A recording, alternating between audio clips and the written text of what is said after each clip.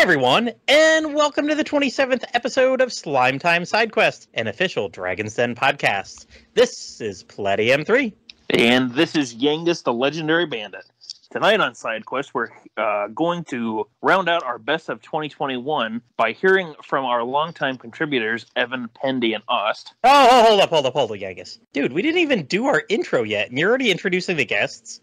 Listen, I know I went last time, a couple weeks ago, with my top 3/4 games, but I do have a couple other things to mention, so instead of just, jumping into the show, can I have a quick minute? 20 minutes.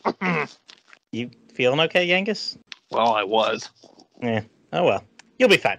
Okay, so, listen, I want to tell everyone how I got the Omicron conspiracy last week. I got into this big time. Wait a minute. What the heck? What internet rabbit hole did you go down? Oh, well, I'll just throw the link in the show notes. It's kind of a long one. But, I mean, I beat one Omicron once a few months back, and I even beat one last year. But this conspiracy thing was completely different. I mean, I don't think it's for everyone as it stretches back to the 80s, but... The 80s? And what the heck did you say about beating Omicron months ago? And last year? What? Yeah, honestly, it wasn't really all that bad. You know, put the kids to bed, a couple late nights, grinding in bed, and I was good both times. Late nights of grinding in bed. Conspiracy theories online. What the hell is going on with you, Platty? I think we've done a great job the past couple years keeping everyone's sex lives and political opinions out of this show. What the heck do you think you're doing, springing this all on us in what's supposed to be a fun celebration of fun games we've played? Whoa, Yangus, dude, relax. I mean, I know you're not on all about the indie monster collecting or the old computer game scene, but sex lives and politics? Where the hell did that come from? You're the one talking about grinding in bed to beat COVID variants a year before they mutated, and then apparently you're knee-deep in conspiracy theories about it. COVID? How the heck did you pull COVID into this intro? Well, you're the one going on and on about the Omicron variant. Omicron? Who said anything about Omicron? You did! Whoa. Oh, damn. No, I didn't. I said Omicron. See, there's an N there after the M, like the final boss in the Nexomon games and the 1989 computer game. Omicron Conspiracy. It's an old DOS title. Damn it, Platty. You got me again. Why do I have a feeling you have nothing more to say about these jokes, about these games, other than to make the joke? Oh, you know me. I'm always joking. What do we say in Discord? You know, if we're typing, we're joking. But, no. Nexomon's good. And Evolution, that's even better. Everybody should go out and play those. But as for the Omicron conspiracy, there is a good reason it's on an abandonware site. But hey, I will drop that link in the show notes for everyone to check out.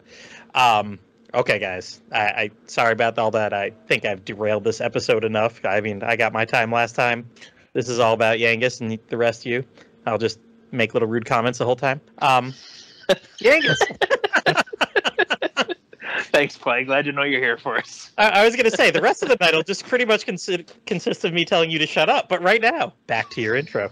So basically, Platty in tonight's episode is going to be the Statler and Waldorf of our episode. He's going to be up in the balcony. He's going to be yelling at us. Okay, well, as I was saying before, this episode we're going to round out our best of 2021 by hearing from some of our longtime contributors.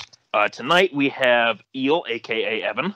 Hey, guys. We have Mr. Pendy. Hello. And we have Austin Erfer. Howdy. Welcome That's on. how I've been pronouncing it. I was wondering if Austin was going to even say anything when I did that or not. No, everybody mispronounces it, so. Okay. Well, good job, Yangus. You're keeping with the Muppet theme here. You sound like one. I have to keep the traditions going. You know, there was another tradition I'm keeping. You know, it's chaos. I feel Christmas. your pain. Yeah. We're getting close to Christmas. There's traditions we can't let die. We're 2 days away as of this recording right now. All right. Welcome on tonight, guys. And just to give a quick recap to our audience, this is a part 2 episode of our favorite games of 2021. So if you would like to hear part 1 before listening to part 2, just go back to episode 26 and you can hear from some of our previous guests we had, which were Matt Kraft, we had Blue Star on, we had Platty talking about his games that night, and we had Berurian. Was that everybody we had talk on that one? And Blue Star's amazing laugh. Yes, we have Blue Star's amazing laugh as a special guest. Did we have one more person? I feel like we've already forgotten someone. I think we did. I can't remember. We're probably going to hear about it if we don't. But I can't remember who it was. Did you say Jay? Because Jay was on the episode, right? Oh yes. Thank you. Yes, Jay, the Hawkheart Ace, who's no longer the Hawkheart Ace, but he will always be the Hawkheart Ace in our hearts. Jay of Big Shark Gaming. Free plug there. Big Shark Gaming, yeah. Yes. And you'll hear more from Big Shark Gaming when I get around to editing the Slime Time Prime episode coming up soon. Hey, there we go. All right. Well, we better get this show on the road, so I think we should go ahead and call on you, Us. Why don't you tell us about your game number 3? Game number 3? We're starting with game number 3? Mm-hmm. Okay. You brought it up, so we're going to let you go first, my good man. All right. Please, you have the floor. So this summer, I went on a binge of Sierra adventure games, and I intended to play a wider diversity of titles than I did. I started with the Leisure Suit Larry series and played all 6 of those back to back. Damn. So much for keeping people's sex lives out of the podcast. Oh, everything! Set you up for that one. Yeah. So yeah, if you don't know, Leisure Suit Larry was a series of adventure games developed in the late '80s on into the mid '90s that were very adult themed. Even in the 6th one, or it's actually number 7. They skipped Leisure Suit Larry 4, so it's number 6, or number 7 is actually number 6. But yeah, in the 7th one, there are a lot more explicit objects and scenes than in the previous games. But yeah, they're all pretty raunchy, to use probably a term from that era. But what sort of took me a little bit by surprise is just how I guess charming they were, like in their, and I mean it's a Sierra adventure game. It's, if you like King's Quest or Space Quest or any of those types of games, you're going to enjoy the gameplay of this, even if you don't necessarily gel with the subject matter. And I would say that some of them haven't aged super well. There are obviously plenty of sex jokes and a few sketchy areas, maybe even like some mildly racist themes you would find in the older games. But it was nothing too explicitly offensive, I believe. It was more of just what you would find from the time. I don't think they ever set out to offend any group or anybody. And most of the women in the game are not portrayed as helpless. I mean, obviously there's a great deal of objectification going on here, but they're not, I guess, what you would term a traditional helpless sex object in the game. Most of them are independent with their own agency, and most of the humor comes from the protagonist, Larry, comes from his ineptitude and his inability to, or his lack of success with the opposite sex, I guess is how I would put it. That's a good way to put it. Yeah, that's a good little rhyme for it too. I find them very relatable. Oh. Wait, what do you say? What'd you say? I missed that. Sounds like he sounds very relatable to the audience, not to me. Yeah. Wow. What are you saying about our audience? To the Well, audience. I don't know, Evan. You play a lot of visual novel games, and a lot of those involve dating. So It's I the don't know. royal we. The royal way. We the people, you Ben has know. spoken. It's funny you say that. I would say this is a prototype or a proto dating sim from the era, with its own brutal adventure puzzle moon logicness going on alongside of it. You're very often trying to juggle a few different women, trying to enamor them as best as you can, to varying degrees of success. But yeah, that's pretty much all there is to it. The games were really popular. Probably in the U.S., I think King's Quest was the most popular Sierra adventure game, but globally it was Leisure Suit Larry.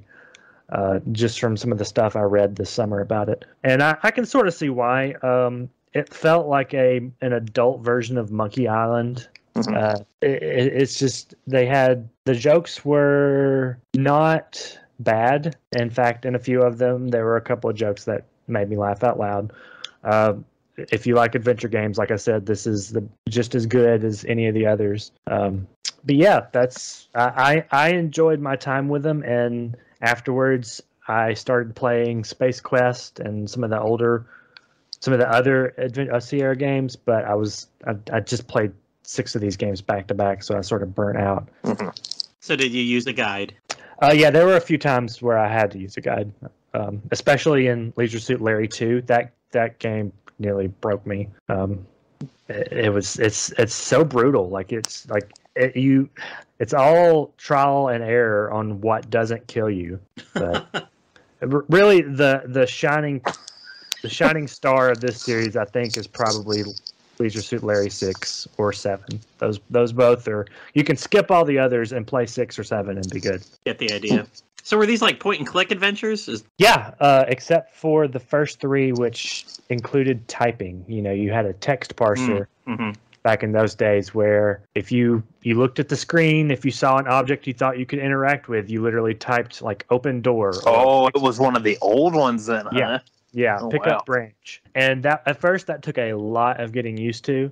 And it turns a lot of people off, I know, who go back to these old games. But honestly, I got used to it pretty quickly. And after that, I didn't really have that much of a problem. The biggest annoyance is finding out exactly what the parser wants you to type in, whether it's like pick up branch or use branch or look at branch, things like that. And there were definitely times where like I interacted with an object, it didn't give me the result I wanted, so I moved on and went somewhere else and got stuck and had to look it up and realized that I was right about the object I needed to use. I just didn't interact with it in the right way. And so that sort of thing does not happen with the more modern point and click stuff, where if you click on it, whatever you're supposed to do with it is going to just happen naturally. It's not left up to, some vagueness in the text parser.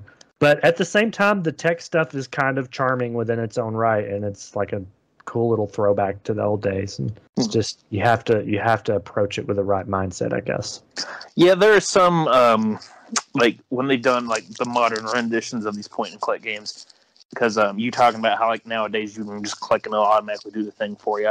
When I played the remaster of Day of the Tentacle a few years ago on my PS4, they actually had the option to play it with like a newer style of control where if you just clicked on the object, it would kind of automatically do what it would need to in order to progress. Or you could play it with like the old school style of gameplay where you had your options you could click on, and you could then choose to like talk to or pick up or pull, stuff like that, your basic command sort of things. Yeah. So is that pretty much what they did then? Is that they just kind of modernized it a little bit, or just depending on what version you were playing, I guess? Oh, no, none of these have been remade. So.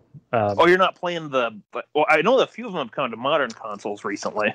Yeah, they rebooted the series a couple of years ago, and they've made 2 of those. Oh, I thought those were I thought those were remakes of older games. I thought you were playing those as well as the older ones. Okay. No, and I should have been more clear starting out on. No, you're fine. That was just my bad. I figured that those games were just remakes. That's what I figured. Yeah, they rebooted the series. They're not straight remakes. They did reboot, and I played both of them after finishing the old ones, and they're not. Honestly, I wouldn't recommend them. They're not bad. They're just mediocre. The second one was better than the first one, but yeah, I mean they just. They were pretty easy. A lot of going back to the same areas, though, so things got pretty bland. The best thing about the new ones, is the controller support. Like playing them on Switch is very, very fluid. It's just it works really well. The control scheme works really well. Okay. Yeah, I think that was my bad. So no, you're fine. You were fine on that, Ost. I just misunderstood. I figured those games were remakes, so that was my bad. No, it's good. Are these on GOG or something? Yeah, that's where I played them. I don't know if they're on Steam. For certain, they're all of the old ones are on GOG. Well, they could be on Everybody Steam. needs I to go out know. and buy something on GOG. They're losing a ton of money. Yeah. What is GOG? There you go. GOG is a digital platform, sort of like Steam, but all of their games are completely DRM free. So if you download it, you can just get the executable and install it on as many computers as you want. Oh, okay. Yeah, it's a really good store. So the owners of it also developed Cyberpunk 2077. That's why they're losing money. They run GOG at a loss. It's part of their company, but it's pretty much run at a loss. And I mean, they've got, just like Steam or anybody else, they got great sales all the time. But I mean, you can pick up Leisure Suit Larry and stuff like this. You can pick up games from the 80s and 90s for like $2, $5. And yeah, like Oz said, they don't have any digital copyright or anything. You buy it and you got it. Oh, is it like one of the major parts of it is that you can find a lot of classic older PC games and pick those up? Okay. Yeah. And they optimize it. They'll have the art books. They'll have the original directions. You'll get that PDF that's like 200 pages that has the entire story from a 1982 game because, they couldn't put anything in the game. Mm-hmm. Yeah, their name used to be Good Old Games, and they focused on bringing up older games to where you could play them on modern hardware. Like you said, they have a ton of extras that stuff like Steam doesn't offer, which is really cool. Mm-hmm. I'll have to see if they have games like Joe Montana Football or Silent Service 2 that I played as a kid. That'd What be about fun. Lee Carvalho's putting challenge? Or Pete Rose. Power Drive. But yeah, that's all I've got to say about Larry. All righty, Yangus, where do we want to go next? Well, why don't we just go in alphabetical order and go to Mr. Evan? All right. So I actually have a theme for all of my games. They are all love letters of some kind. And this is where I say goodnight, goodbye.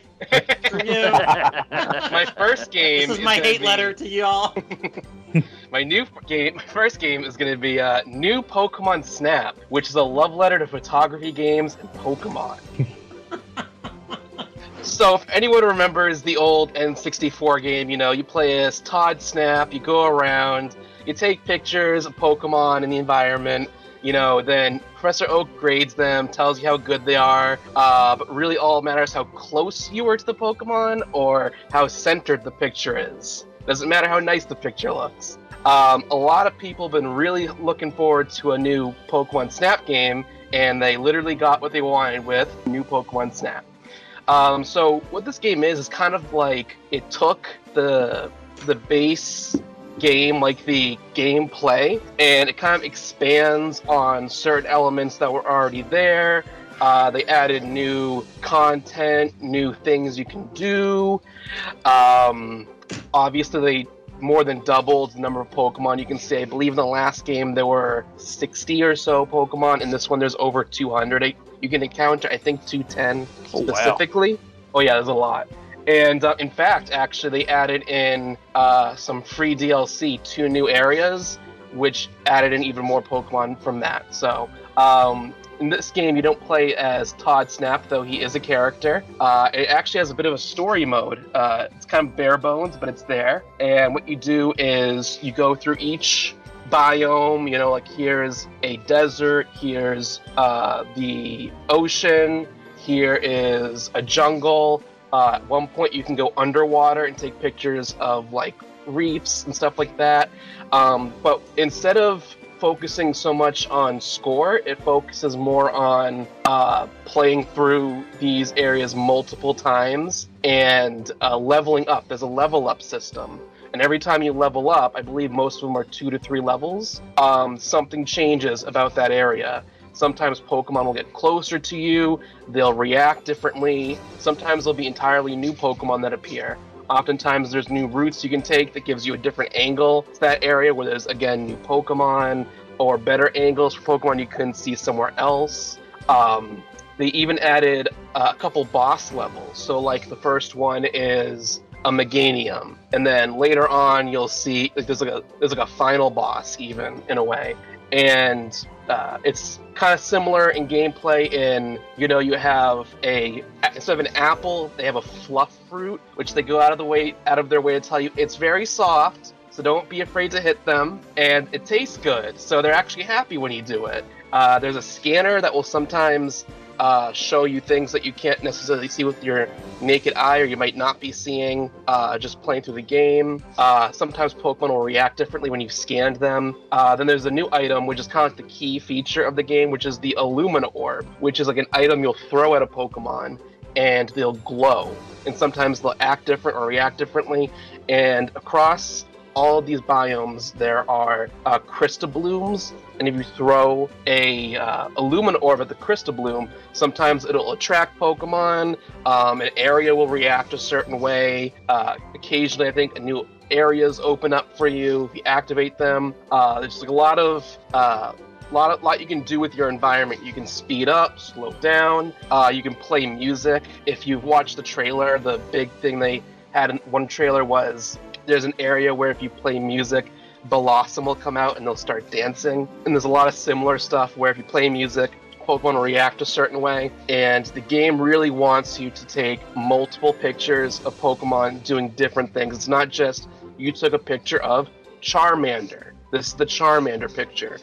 Every Pokemon has 4 variations, like some sort of new behavior they're exhibiting, and you want to take a picture of them in the middle of doing that, the best possible picture at the best possible time of them doing something, and it'll save to your gallery. You need to have 4. There's 4 to a page, 1 for each Pokemon. Sometimes it'll just be a picture of them stationary.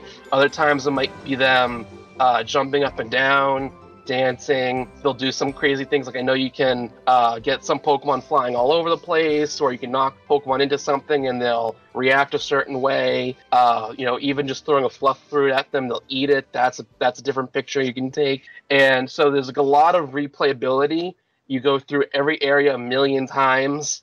Sometimes I think the big criticism I would have is sometimes it can get very boring and grindy towards the end portion of the game, where you're getting maybe 1 or 2 good pictures every trip, and that's it. Sometimes you're trying to get a certain picture and you won't get any pictures. It's a good game to play when you're like doing something, like you're listening to a podcast, watching videos, kind of passively watching TV in the background. You don't need to have sound on. In some cases you do. There's some where like you can hear a Pokemon in the background, and it's good because it'll go, oh, there's a Arcanine around here or something. I know there's only certain Pokemon that you'll be aware of if you have sound on. But for the most part, you can kind of just play the game completely without sound. And I just think it was a very good game. It was definitely like they took the framework of the original, expanded on it in basically every way. They made it as a very nice, casual game you can play for about 20 to 30 hours without getting bored on a nice Sunday afternoon while you're sipping hot cocoa or something like that. It's a very chill experience. There's not a lot of headaches. Yeah, I find it funny that a couple of the games that we have on here tonight are ones that I haven't played a minute of, but probably show up as like my most played games on the Switch, because my family, my son and my wife played this one to death this year, and I'm 99% sure it's under my profile because I was the only one with the online earlier this year before I bought the family plan. So one last thing I would like to mention was there's a unique feature to this game where you can, when you take a picture, you have to choose which pictures to submit to the professor in this game. It's not Professor Oak. There's a new guy. I don't remember what his name is. But after that, you then can select all of your pictures that you took and save them to a photo album. As many pictures as you want, however much can fit in your Switch, basically. And the big thing about this is that they released a app or something that connects to the Switch in your phone for the Instax Instant Printer. It's like a little printer, costs about $100. Yes, I have it. And what it does is you sync the photos with your phone and then sync your phone with the printer, and you can print out the pictures you took in Pokemon Snap. So you can have like a physical version of that picture. This is one that I've definitely had my eye on. I just have never gone to pick it up yet. But, growing up, Pokemon was a big one, like, especially with Evans and my age group. That was like the big thing. And I remember I got this game, I think it was for my birthday one year, if I remember right. And even though I wasn't really super big into Pokemon as a kid, this is one that I really did enjoy playing through it and playing through the levels. So with this new version of, this new Pokemon Snap game that came out, wasn't it spring of this year that it came out? Yes, like April, okay. I think, this year. Yeah. When that one was announced and we saw more and more, but it's like, that's really cool. It looks like they really, expanded on, what made the original something that would, be really captivating for people. Pun somewhat intended with the camera thing. But yeah, this is one that I would definitely like to check out in the future. And, hearing you talk about it tonight, Evan, it sounds like they've really, kind of gone above and beyond to like really, make a big cast of Pokemon to see, big areas you can go check out. And, the free DLC they added in too, that was pretty nice. I didn't know actually that was free DLC. I thought that was like paid DLC or something. Well, so there's a bit of a conspiracy theory going around that DLC might have been originally intended for the base game that they didn't have time to finish before the launch, because it's only 2 areas and there aren't a lot of new Pokemon added in. Like, I think the only big whoa, I can't believe this wasn't in the base game, this is what makes me really think that it was added in later because they hadn't finished with it, was Gyarados. I played the whole game waiting to find a Gyarados. There's Magikarp all over the place, but no Gyarados. Gyarados is in one of the DLC areas. And yeah, there's like, I'm looking at the map right now. There's like 3, 4, 5, 6, 7, 8, 9, 10, 11, 12. There's like 13 or so unique areas, and they all have at least 1 or 2 levels, like a night stage to it. Some have night versions where newer unique Pokemon appear, or some Pokemon from the morning version, but they have like unique behaviors that you can take pictures of. And then, like I said, there's levels, like I think up to level 3 in most places. So there's like a lot you can do. And I think I was able to play at least 20, 25 hours before I stopped running out of new stuff to do. Nice. This feels like something I'm going to eventually play. Like, we have it, so at some point I'll plop it in my Switch Lite and, between serious games or something like that, just be like, okay, I need a chill experience for a while. I'm plowing through the Cold Steel games right now, and I can't see myself doing 2, 3, and 4 back to back, but I could see this being maybe put in 10 or 15 hours between the game and come back to it again later. Yeah. You think they're going to eventually have DLC that opens up some more areas, some more Pokemon? I think it's kind of late. I think by now we would have heard about new DLC. I feel like it's actually a pretty good game ripe for DLC. Like, I'm kind of surprised they haven't announced some sort of DLC, because there are a lot of Pokemon that you're kind of surprised aren't in there. I don't think Charizard's in there, which was kind of surprising. I think literally just Charmander was in there. I might be wrong, but I don't think I've encountered a Charizard yet. I have. I have seen a Charizard. Okay, I was a little nervous. You gotta have all the Gen 1 stuff in there. Well, because I remember Blastoise and Venusaur. So I was like, wait, why wouldn't they have Charizard? I was really confused for a second, but yeah, I think Charizard's. That's Game Freak's favorite. I was about to riot. No Charizard. My kid's got we got a Pokemon Advent calendar. It costs like an arm and a leg this year, but it has like little 2-inch Pokemon figures, really nice ones, for 25 days. And I swear, everyone's Gen 1. And you have like Eevee, you have mad-looking Eevee, you have shiny Eevee. It's like, are you kidding me? 1,000 Pokemon? They've been trying to pimp Eevee as like the second mascot for a couple years. Like, I think this was the first year that Eevee was included in the Macy's balloon with Pikachu. Oh yeah, saw that one. Yeah, it seems like its popularity and like them pushing that has really gone up. I've noticed that too. I'm kind of surprised Eevee isn't like just the mascot in general, because Eevee kind of exemplifies the idea of evolution, which was kind of the gimmick of the game, and it's just a normal type Pokemon in general, and it's kind of a very basic looking Pokemon, but it's still cute. So I'm kind of surprised that it wasn't the mascot to begin with. They're working on it. Yeah, Well, almost Fairy there. was supposed to be the mascot originally, right? Yeah, which is even more Fairy. crazy. Yeah. Yeah, we got this game. I just haven't played it yet. Well, I think on that note, we should go ahead and move on to Mr. Pendy for his number 3/first game he wants to talk about. So, Pendy, you have the floor. Thank you. So my first game is going to be the Pixel remaster of Final Fantasy 1.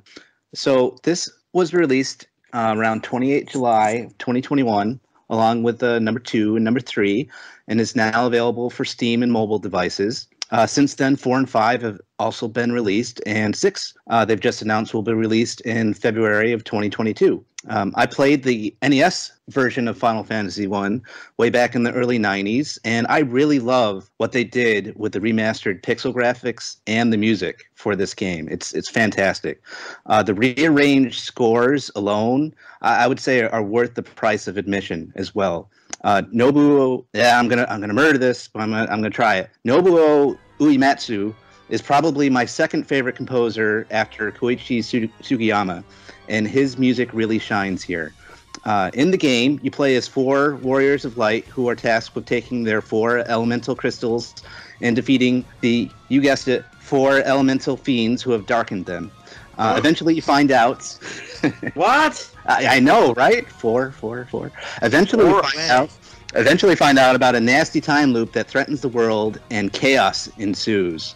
Literally. In the beginning of the game, you get to pick from different job classes that you'll have the rest of the game, though you do get a major job upgrade in the middle of the game. For this game, I decided this time around I wanted to be a red mage, a thief, white mage, and a black mage. Eventually, they will get upgraded to a red wizard, white wizard, black wizard, and master thief. No, a ninja, of course. It's classic turn-based gameplay, and unlike other RPGs like Dragon Quest, you actually get to see your party duke it out on the screen with the monsters that you fight. It's a lot of fun. In this version, there's even trophy-like achievements that you can do, like defeating so many monsters, completing the bestiary, or getting 100% of all the treasure chests. And excuse me. And you know what I learned today? I learned today that I've been mispronouncing for who knows how many years bestiary, because you're supposed to name it. I used to call it bestiary. Same. Yeah, I was going to ask ask you, actually. When you said bestiary, I was going to ask you, hey, does everyone else say bestiary? Because I've been saying bestiary for like 70 years. I know. Yeah, I looked it up. I looked it up because I was like, you know what? The way this is spelled, I'm guessing I'm probably saying it wrong. So I looked it up, and no, it's bestiary. But I've been saying bestiary this whole time because I associated it with monsters and beasts. Oops. Yeah. I'm still gonna call it a bestiary. I don't care. I will be wrong. It's all I know. Yeah, it's funny. I've talked about this before, but it's funny how with like old RPGs, there's all these different terms that I used to say a certain way, and I didn't know any better because there was no YouTube, there was no people to talk to that knew how to say it right. So I said things like herb instead of herb or things like that for years. It's interesting when I run into that. But if you're looking into old school RPG fun on Steam or on your phone, you can't go wrong with these. I got this one for mobile, and they definitely did a good job of optimizing it for phone use. It's done in landscape mode, and there are many different functions that you can do easily with your touch screen, whether it's roaming around, menus, or battles. The only gripe I had with this game is that the font is butt ugly, but I got over it after a while. And if you get it for Steam, it's easy to patch in a new font. And before I'm done, related to these games, directly related to these games, I also picked up the book called Final Fantasy Dot. I know, Yangus, I was talking with you about this probably a few months ago. It's a pixel art book for the Final Fantasy series. It's great. It's very good, and it also has an interview with pixel artist Kazuko Shibuya. And she did the pixel art for many of the original Final Fantasy games and these new pixel remasters. She even did some work on other games like the Mana series, and even she did some work on Dragon Quest Monsters, I looked up today. And like you'll know her, especially if you've done Final Fantasy from the beginning, you'll know her from that first big scene in the first Final Fantasy game where you cross the bridge and you get that big splash in that big scene. And they do like the little introduction. She's the one that designed that scene among many other notable parts of a lot of the Final Fantasy games. So it's great. It's a lot of fun. That's pretty cool. I didn't know she was behind that. That's pretty nice. Yeah, that's a pretty iconic scene from that game too.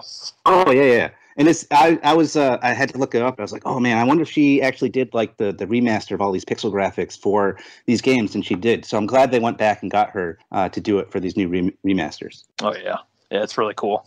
I'm hoping that they'll eventually bring, and I know Baruian's probably going to shoot me if he hears this, if they bring these games to Switch at some point, only because I just think it'd be kind of cool to have them on there. So, there's another audience of people who could, try and play them as well. If they're not, because if you're like me, you don't really like to play games on your phone that much. Not that there's anything wrong with playing on a game on a phone, just, you kind of prefer to either just to have the controller in your hand or the handheld or, touchscreen. I have problems with touchscreens just because of my hands. So, yeah, and that's my main reason why I would like to see them on Switch. And maybe they will, because I mean there is precedence for it where there's been other Final Fantasy games that's been like mobile only that they eventually brought to console. So we'll see if they do that or not. Yeah. Sooner or later, every game comes to Switch. Yeah, it's true. What are they out for right now? They're out for Steam and mobile. Yep, that's it. All right. I was just wondering who paid who to keep it where. And it replaces, especially for like 6 and 5 and some of the others, it replaces those very, very ugly versions that they did where they redid the sprites and it looks like super smooth and just completely awful. So it replaces all of those that were out on on Steam and mobile for years. So I'm glad those are getting the boot for this instead. Mm-hmm. Yeah, a lot of those ones did not look that good. I think the only place you can play Final Fantasy VI now, like modern, is on the SNES Mini. Yeah, it's about right. Yeah, because there's not really that many other places. Unless you want to get like a Game Boy or something, or in a very expensive cartridge, or emulate. Yeah. Really, though, the Game Boy Advance version, that is a pretty good version of the game. And there actually is a patch out there that does put in the original Super Nintendo soundtrack, if you really want to. So, that is an option. Square Enix is really weird with their, like, re-releases of old games where there is no definitive edition because they took something out of one version of it, or they added something in that nobody wanted, or they added a feature that people would have liked to have, but they had other crap in it that people don't want. So there's like no definitive version of multiple like Square Enix games. Yeah, especially like, RPGs. Yeah, like Dragon Quest III had that problem where it was missing a lot of stuff. So I'm looking forward to the new 2D HD remake of that. So hopefully they bring a lot of that back, like the Pachisi tracks and monster animations and stuff like that. Yeah, sure gets everybody buying every copy though, right? There's a reason. Mm-hmm. Mm-hmm. All right, Yangus, does this bring us to you? I do believe so. Let me grab my notes here. All right. So, real quick, I'll just mention some of my honorable mentions from this year. I've been trying to keep a list, actually, of what all new games that I had played this year. And from what I have, I got actually had quite a few of them this year.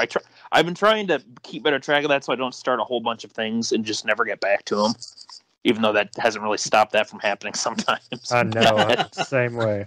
But I got about, if I had to estimate here, maybe about 20 new things that I started this year. I tried not to get too overboard just so I could, focus on some of the ones that I started. But anyway, just to mention some quick honorable mentions from this year that I did not put on my top 3 spots. Really enjoyed games like Yakuza Like a Dragon, Saga Frontier Remastered, Katamari Damacy Reroll, which was my first time playing a Katamari game, and I absolutely loved how ridiculous it was.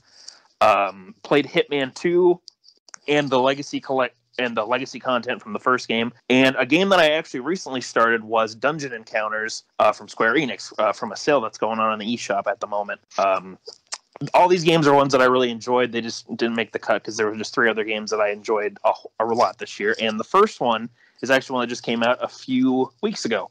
It's Shin Megami Tensei 5. This was announced at the Switch presentation in 2017 of January that year, and it was later confirmed to be SMT5. Prior to that, it was just a new SMT-related project. We really didn't know a whole lot about it until last year in the middle of the summer, where they had this big announcement like, oh, here's Nocturne HD, and here's your first real look at SMT5. And the game finally released on November 12th, 2021. And it was actually the first time an Atlas game had a worldwide simultaneous release, so that was pretty cool. The game starts off with our protagonist on his way home when he has to take a detour due to a murder in a nearby train station. Said detour leads him into a tunnel that suddenly caves in that leads our protagonist to the netherworld called Da'at, where he encounters Aogami, the proto-fiend, and becomes a Nahabino, a creature of knowledge and power. It's explained in the game that a lot of the demons that roam the netherworld have lost their knowledge, and humans have also lost that, or in some cases they've lost their full power. So basically, bringing the two of them together creates this Nahabino. So with Aogami's help, the protagonist sets out to learn why the world has changed into a twisted landscape, and discover what secrets lay behind the scenes of the netherworld and how it relates to the Tokyo the protagonist calls home. The game has many parallels to past SMT games, but in particular, it actually draws a lot from SMT Nocturne. The game focuses more on gameplay, exploration, and explaining the world through its side quest and NPCs, rather than focusing on the main story and the characters that you come across, mainly the human characters in this case. Much of what you learn about the world comes from helping demons and side quests, or helping some of the humans that pop up every now and then, and talking to the NPCs, who give you more of this insight on like why there's all of these ancient gods who are now being referred to as demons, or why angels have been roaming around, and why they're also lumped in with demons as well. So it's kind of cool to see that they went with this approach for the game and kind of gave you more of a, well, I'm going to have to make the comparison because closest thing I can think of. It's more of a Dark Souls kind of vibe, where their story is not really center focus, but you can get those details by exploring the world and seeing, taking in the atmosphere and talking to all the NPCs and characters that you come across, and completing some of the side quests. So I think that was a cool idea for the story of how they, kind of handles the telling of it and, setting the mood for the game. I really love the visuals of this game. Like, this is such a great, a visual upgrade, for the SMT series. And I've seen a few people mention that there's a few performance issues on Switch. I've never noticed anything that's super drastic. I think the game runs pretty well and looks really great on the system. Demons especially, they look fantastic in the 3D art style. And the team building and negotiation systems have received such nice overhauls. It really makes combat and, building up your party a lot of fun. Not to mention there's all of the upgrades you can obtain by exploring around, and you find these... I forget the name of them. I believe they're called Pieces of Glory. They look sort of like an apple. There's a lot of symbolism in this game to the Garden of Eden and the forbidden fruits of knowledge that the serpent tries to tempt Adam and Eve to eat. If the Nahabino finds one of these fruits, he gains a bunch of what's called glory points, which he can then use to buy permanent upgrades for himself, such as making sure that he has stronger affinity with different spells. His demons have more attack slots. He can have a larger host of demons following him around. Like, at the point of the game that I'm in, I have the ability to have up to 20 demons in my roster of characters, so that's pretty cool. And there's a lot of other changes to it as well. Like, I'm really impressed how they handled the 3D renditions of Kaneko style and Doi style. Doi is the new artist for the series. A lot of the models and artwork and sort of how they designed the characters, you can tell that their work the work of Persona 5 and how the models looked in that one really helped the SMT development team out with creating the characters in the SMT 5 engine. So it's cool to see that they, that the teams kind of work back and forth and help each other with their designing and everything. Anyway, exploration in this game is definitely one of my favorite parts, and it is fantastic, and it's a great change of pace for the series. Areas in the game that you travel to in Da'at, they're absolutely huge.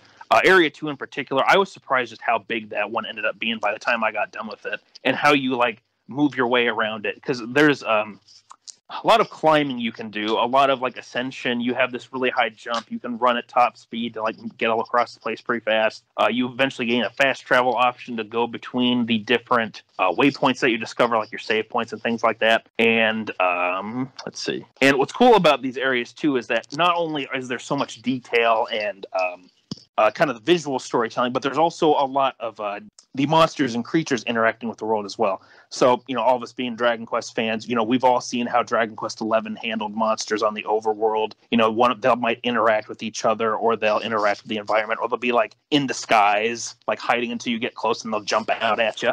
That's the same sort of thing that they actually did in SMT5.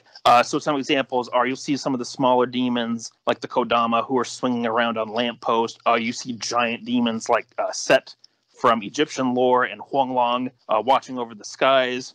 You also have like the four, I forget, what is it? They're the four kings of Buddhism who will like survey the land from a high point as you explore different areas. So there's a lot of really cool details. And if you're kind of familiar with the series and seeing those demons, it's like, oh, it's really cool that they did that. I was just surprised, again, how expansive each area was and all the stuff you could find. And I really found myself taking my time, like combing through each area and trying to find as many secrets as I could. And speaking of secrets, SMT now has its own take on mini medals. You can find little creatures called Mimen all over the place. They're small demons who help their master Gustav, who is in charge of the Cadaver's Hollow, which you can go to sell your items and collect new ones through a Maka that you earn. And all these little guys are scattered across each area.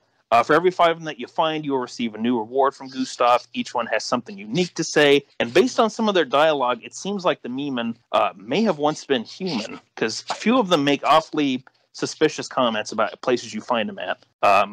Unfortunately, I'm only halfway through Area 3 of the game. I haven't had a whole lot of time to play it, just with the holidays coming around and just when I eventually did get my copy. But I have absolutely loved this game. It's been so much fun, and it feels like for all that waiting that we had to do for this game, like it feels like it was very much worth it, at least in my opinion.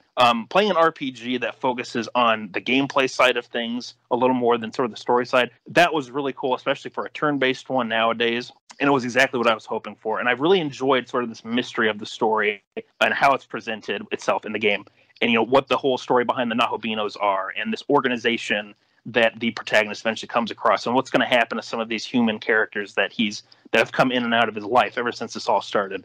This game was definitely worth the wait. And while I've been playing pretty slowly, again, just with what time of the year it is, I've really enjoyed my time with it. I definitely would say this is my favorite RPG of the year that I've played, along with Yakuza Like a Dragon and Saga Frontier Remastered, which would be shortly behind this one. But yeah, I have a lot of praise for SMT5. I'm not done with it, like I said, but I've really enjoyed it. And I'm actually really glad that a lot of my predictions from way at the beginning of this year with our anticipated games of 2021, with how this game sort of has some connections and parallels to Nocturne, have been pretty spot on, actually. I was pretty happy about that one. I told Platty about that one. But yeah, that is all I have to say about SMT5. You guys have anything you'd like to say or chime in? Sounds like a love letter to SMT games, but as we know, it doesn't have the heart. So I don't know. Dear God, do I have the ability to mute him in here? After you made that joke, yes, go ahead. Hey, they've had some good sales for this game already. They have. Yeah, $35 yesterday. Yeah. I know, it's crazy. I'm not sure what the hell that's about, but... I would be mad if I bought the game at launch. You know what? Like a Dragon did the same thing. I want to say I got Like a Dragon, maybe 4-6 weeks after it came out, and I think I paid $30. Yeah. Atlas games are kind of weird like that, though, because there'll be times where their new games come out, and it could be like maybe a few weeks later, and you start already seeing price reductions. So I'm not sure, how that snowball got started with SMT5, but from everything I've seen, the game did have really strong sales at when it first came out. And it's so far the highest performing SMT game of the main series, which is really cool because 4 had a really strong start as well. So it's cool to see that 5 is sort of continuing on that strong start and getting out there, and hopefully more people will be able to check out the series as well. And I thought Persona was the main series. Yeah. Hopefully though, the success of this game Persona's the love letter to SMT. There you go. It's got the heart. Hopefully the success of this one will, kind of prompt Atlas to maybe look into doing some more of like the side games or more of the spin-offs that they did sort of in the PS2 era, like with Digital Devil Saga, Persona. Devil Survivor. Persona was technically part of that too. I mean, really the PS2 era was when they kind of just went like all out with what they did. So hopefully, the success of this one, and obviously with Persona, 5 being, a big success, that both of these ones will start prompting Atlas maybe to have a little more teams at Atlas to have a little more creative freedom and maybe try out some other styles of SMT games again. Like, you know, it'd be cool if we could see another what am I thinking of? Strategy RPG like there was back on the Super Nintendo with that Megami EK. Oh, I forget the name of that one. There's a strategy game from that system. So, you know, it'd be cool to see stuff like that come back. So I'd play that. Is that the Raito Kuzunoha game or something? No, that's Devil Summoner Raito Kuzunoha. Those are on the PS2. So they did like PS2 had a million different. Yeah, types, there's a ton there. But Devil Survivor, Pendy, if you are interested, just mention this real quick. The Devil Survivor games on the DS and the 3DS, those are ones that are strategy RPGs, and you know those are good ones to check out. They're kind of like a spiritual successor to a love letter, you could those say. games. God damn. They're like Fire Emblem type games. Sort of a little bit. Grid based kind of thing. Yeah, kind of. It does have more of the team building stuff of SMT games though. So you do get to have a little more like creative freedom with like your party setup and everything. Oh, I mean, I played games like that too, with the same kind of setup. I was just wondering, like, game mechanics. So is it more strategy or is it more tactical?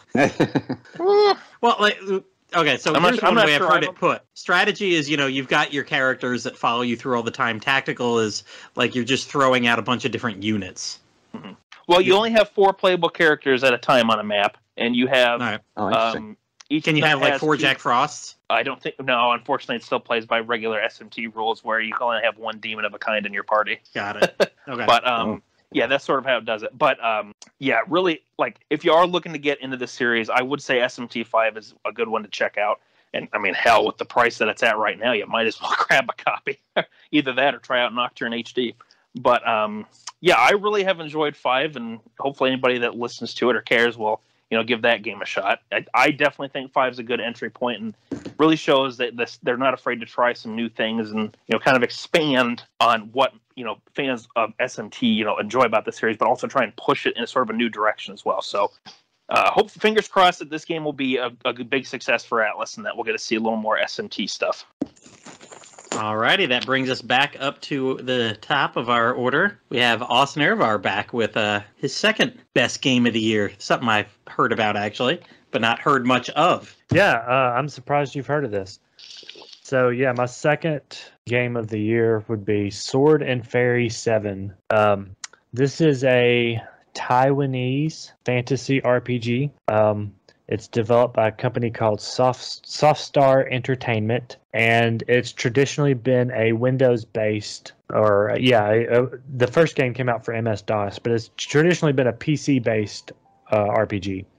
I'd never heard of this until somebody wrote an article or did a video on Sword and Fairy 7. What brought it to my attention is just how beautiful this particular entry is. It takes advantage of some of the newer tech in terms of graphics rendering, like RTX and stuff. But it's started, like I said, it started out on DOS in 1995 and never saw a release outside of Asia. It was released in Taiwan and China, and it was sent. They did a version in Japan a few years later, but it never made it to America until the 6th game, and now the 7th game. So I would, it's hard to defend this game in some senses. It's deceptively shallow because when I first got into it, it was like this huge world. Or at least the first zone I was in felt like this huge world, and there was all these little side quests to go on, and it was just, it was gorgeous scenery. But I very quickly realized that there wasn't a lot of meat to it in terms of the gameplay. There's a lot of it's very cutscene heavy. It's all of the side quests are generally just fetch quests. So you might want to do them to get like some items and stuff like that. But for the most part, you're sticking to the main quest here. But there's something like undeniably charming about it, and I don't really know why. I can't put my finger on it. Part of it is just the graphics and the beautiful music. I'll have to look up the composer for this one, but the music is just some of the best I've heard in a modern fantasy, and like it makes me want to go out and find the soundtrack for it. But yeah, like I said, in terms of the gameplay, it's nothing that I would rush to tell anyone about, which is why I haven't really mentioned it to anybody in the Dragon's Den until tonight, just because when I first started playing, I did want to sort of go out and say, hey, has anybody heard of this? And start talking about it and talking it up. But the farther I got into it, I didn't want to. I wasn't sure if I would recommend it. Ultimately, I think it's definitely a franchise that's worth looking into. Especially some of the older games seem to have done more to forward the RPG as a genre. I checked out the first one a little bit on DOS, and looking into the story behind it seems to indicate that what was so impactful about it was the story and the writing. But looking at some of the Taiwanese and Chinese fan communities centered around this, the opinion of 7 is that the story is probably the weakest out of all of them. I think what it is these games are very much based around Chinese mythology, and it belongs to a genre of fantasy called wuxia. I'm not sure if I'm saying that right, which is Chinese progressionist fantasy. And what I saw was that a lot of people who are familiar with that genre already were very easily able to predict what was going to happen in this Sword and Fairy 7. To someone who's not familiar with that genre, might not have that problem at all. Like me, I have no preconceived expectations for the story, and I've just been enjoying it as I go along. As from what I've seen so far, the actual plot of the story is pretty it's compelling enough. What brings it down is the translation, which has not improved since the 6th game came out. The translation just is poor at best. You'll understand what's going on, and you can follow the directions. I don't think I've had any cases where any of the in-game instructions have failed me. But yeah, it's definitely got that trademark poorly translated Asian to English script. So was this game actually released in the West, or was it like a Southeast Asian release that also happened to have English? Because some of those games have a tendency to have bad translations, at least in the past. Right. Now this is a Western release. Okay. Starting with the 6th game, they started releasing them in the West. I believe the 6th game was on PS4 and PC. This one is only on Steam currently. But yeah, I think they've been made aware that the translation is holding the game back a bit. There's talk amongst the English fans on their official Discord and the Steam forums about, can we for the next game, can you pay somebody, a little bit more to do a more decent translation? I don't know if they're actually contracting out to a company to localize this, or if they've just got somebody in the office who, they threw it into Google Translate. Hey, that's you what it speak was. English, right? Yeah. So I don't. They're just I don't know. That's what we'll it just seems pay like. Google Translate to do it for us. It's fine. We'll just. Yeah. But Bob can smooth that out. That's what it feels like. But no, like I said, or I was going to say, I feel like the more I talk about it, it's like a negative review. But I don't know what it is. It's very charming. The monster designs are rather good. Even with the poor translation, like unlocking stuff in the bestiary, it can be pretty fun. And reading about the monsters. They have some novel ideas in terms of like their monster design and the backstory behind them and stuff like that. The combat is fun. It's nothing special, but it's entertaining to play. I think I've hit all the high points. Beautiful music, beautiful graphics. Good story so far. I haven't finished it yet, but I intend to, and then I intend to play some of the older games in this series. So are any of the older ones translated, or are there fan translations? This doesn't sound like something that there's been a bunch out yet. No, yeah. Like I said, 6 got an official translation. The original Sword and Fairy for DOS has a fan translation that was done like in 2000. So you can finding the script is easy. If you can buy all of them on Steam, even if you're like in a Western region. even the ones that aren't translated, you can buy them on Steam and find the patch and figure out a way to get that to work. I've done that. It wasn't too hard. But yeah, I don't think any of the others have had fan translations yet. Looking up stuff for this game took a little bit of digging, and I was a little surprised that I failed to mention this earlier, but this is a very popular game in China and Taiwan.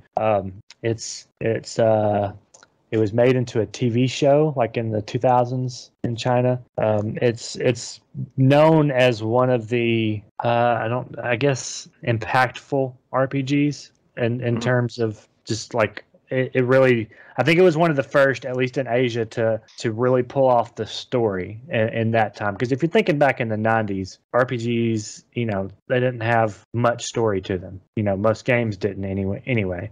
I think really Dragon Quest IV was probably the first one to have like such a chunky story back, that long ago. And it was, like I said, it was on PC, or it was on DOS, and that was widely available to the Asian market. And I think it was one of the most pirated games of the 90s.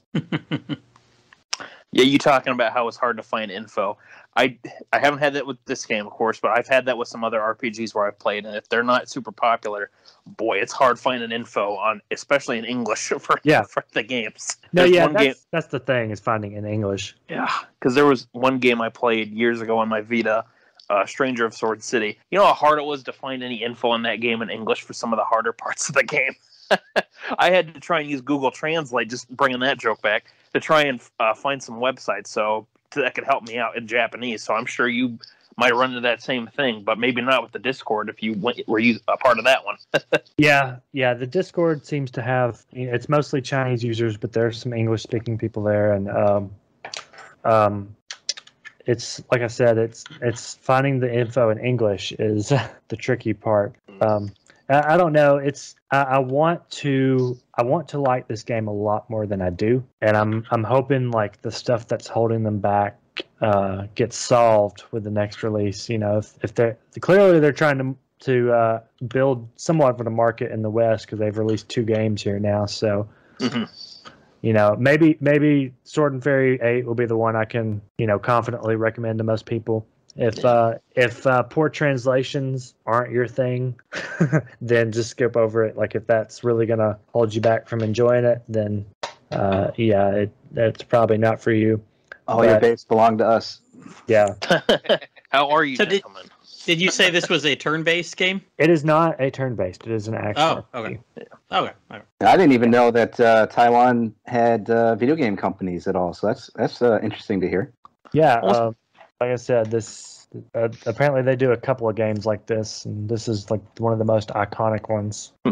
Makes me wonder if I guess I have to watch footage for myself, but I wonder gameplay wise if this is kind of like the Ease games, because if they're action RPG, it could be that sort of. Is there a lot of like dodging and rolling, that sort of thing? Or okay. Yeah. Is there a lot of like oh goodness, what is it? There's like flash guard and flash dodge. Is there that, like, if you get like the timing just right and you dodge or block an attack, like you get a few seconds of invincibility? Do you get that sort of thing in this game? Not that specifically, but there are like timed moves and stuff, like and you have a party, so you have like team up moves and stuff that you can do. Combo, there are movement combos, attack combos, that sort of thing. I'm not like a big ARPG guy, so it's very easily like I'm 100% positive there are much better ARPGs to dedicate your time to. But what really sets this one apart is its tone and atmosphere, and the like I said, the graphics are just absolutely gorgeous. Well, if we're talking about someone who's absolutely gorgeous, then we're back to Evan. Oh, that comment was a real love letter of how Plattym feels about him. Anger building. All right.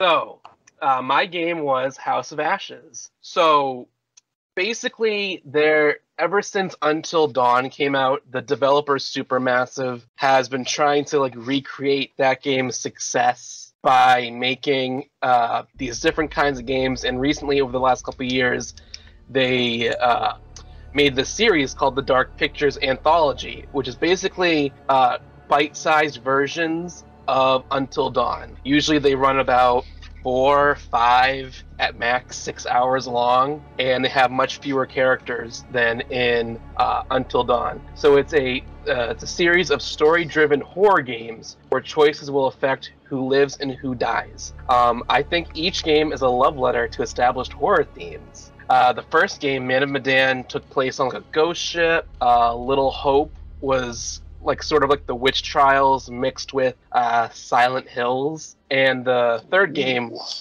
the game that I enjoyed the most, one of the games I enjoyed the most this year, was House of Ashes, which traps your playable characters underground and pits them against monsters similar to the horror film The Descent. So the basic plot is you play as 4 American soldiers, Eric and Rachel King, Jason and Nick, and 1 Iraqi soldier named Salim, and this all takes place during the Iraq War. The American soldiers are on a mission to find WMDs, weapons of mass destruction, when they're interrupted by an ambush that Salim is a part of. And the combat kind of leads to a cave-in that traps your characters in an abandoned underground temple. And from there, the idea is you want to help all these characters survive the situation. These games are sort of similar to, they're like a more fleshed out version of Telltale games and Quantum Dream games like Heavy Rain, Detroit, Become Human, games like those. But usually those kinds of choice and consequences style games, they kind of railroad you on a set path and you get like 1, 2, 3 diverting endings. And, maybe one choice results in a character saying something different, or there's some dialogue that's a little bit different, or, maybe 3 or 4 big choices that aren't acknowledged for the rest of the game will contribute to whichever ending you get. The Until Dawn and Dark Pictures games function a little bit differently, where there really is only one ending, and that is to have all of your characters survive. That's the only one you're shooting for.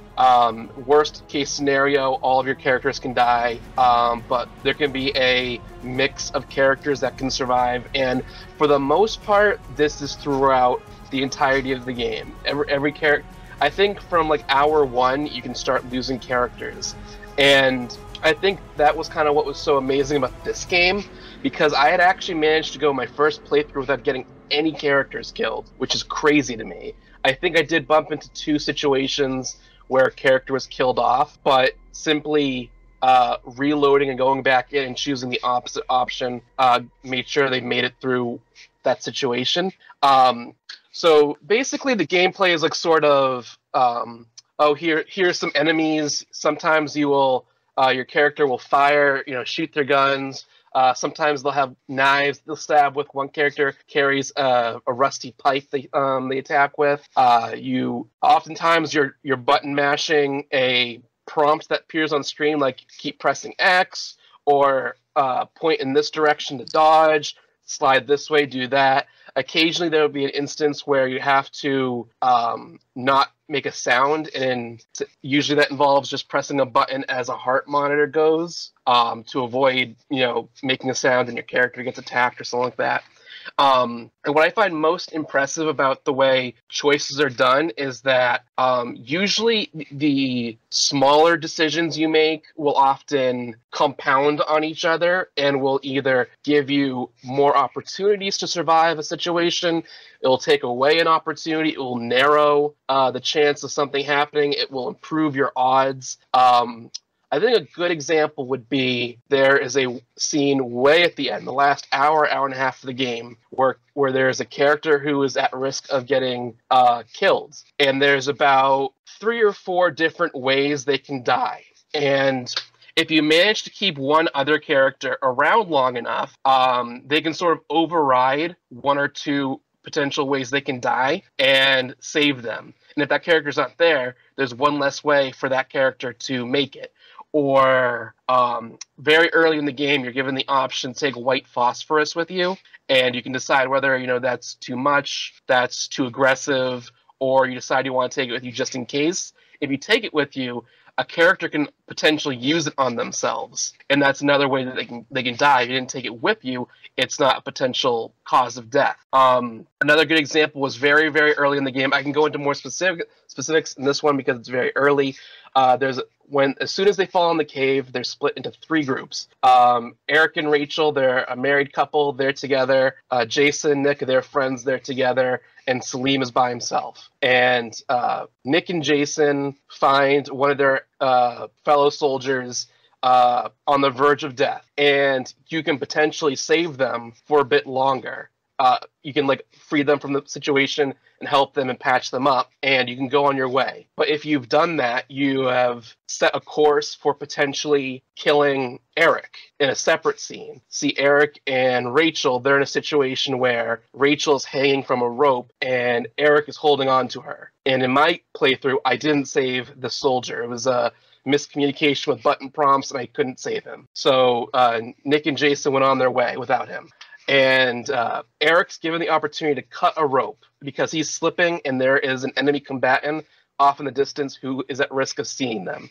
I chose not to cut the rope because I didn't know what would happen to Rachel. I don't know if she would fall to her death. I don't know what would happen. But I did know that if there's a situation where Eric can slip and stab himself and die, because as you play through the game, you can find these items that can give you a clue as to a character's fate, and one of them just shows you Eric falling and dying. But for some reason I was like, no, I'm going to have Eric hold on as long as possible and see what happens. And because Nick and Jason weren't held up by helping another soldier, they were able to come to me in time and help Eric, even if Rachel's rope snapped and she fell anyways. If they had been held up helping the other soldier, an enemy combatant would have seen you and shot Eric and killed him, and Rachel would have fallen anyways.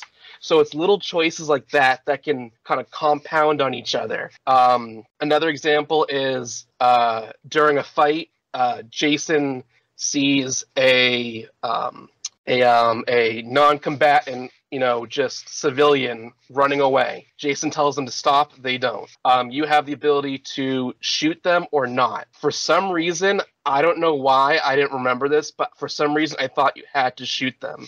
So I did. And another character had witnessed this. And this resulted in them having having distrust in the other characters. So when they meet up with the other characters, they instantly choose to be hostile and shoot back. And that was how one of my characters died. But you have the ability to have that character stay hidden and then run away later. Run away and join up with them later when there's less hostility.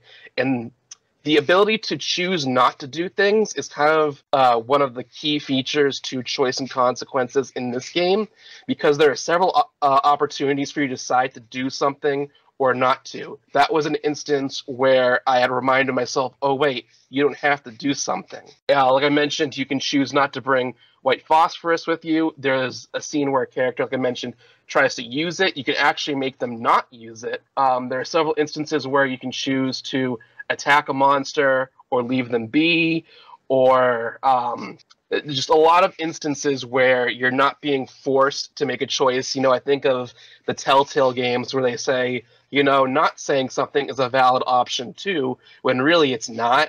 No one ever chooses not to say anything because they know nothing will happen from them doing that. Whereas here, and even the other games, including Until Dawn, they do actually have an impact, whether you choose to act on something or not. Like I mentioned, I had 2 opportunities to cut a rope. It puts you in that scene. If you just let the clock run out, he'll not do it. And so I feel like that was one of the more interesting aspects of a choice and consequence game, where all the little things you do can improve or worsen your odds in various ways. And I feel like the previous 2 games did those, Man of Medan and Little Hope, but they didn't do them very well. And quite honestly, Little Hope was kind of not very good at all because it wasn't clear exactly what your choices were going to lead to.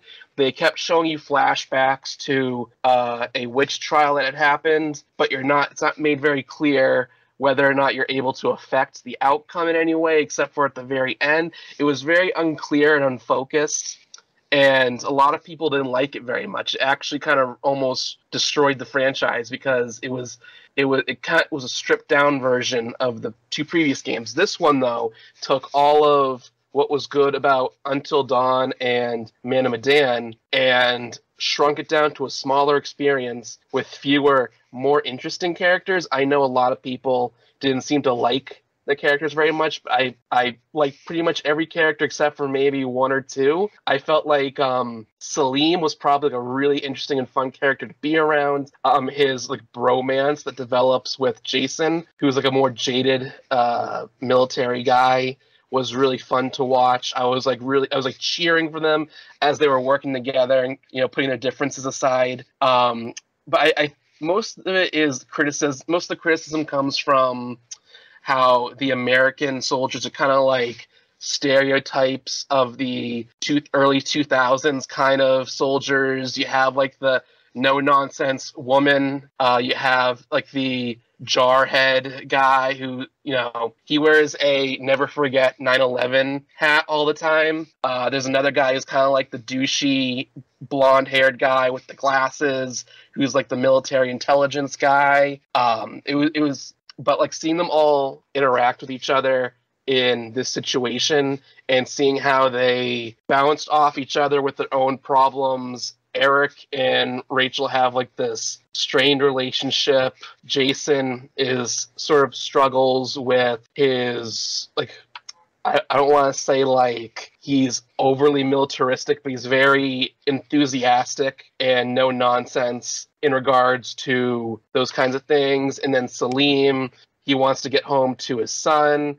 He's coming into conflict with all these American soldiers who he's at war with. It was just a lot. I felt like seeing them work together was a really interesting thing. And you do see them sort of develop over time beyond their generic stereotypes. I feel like wait. I got to cut you off here for a second. So did they have the military stereotype of like of Tendi, the Air Force guy, who does administrative desk work? Did they have that?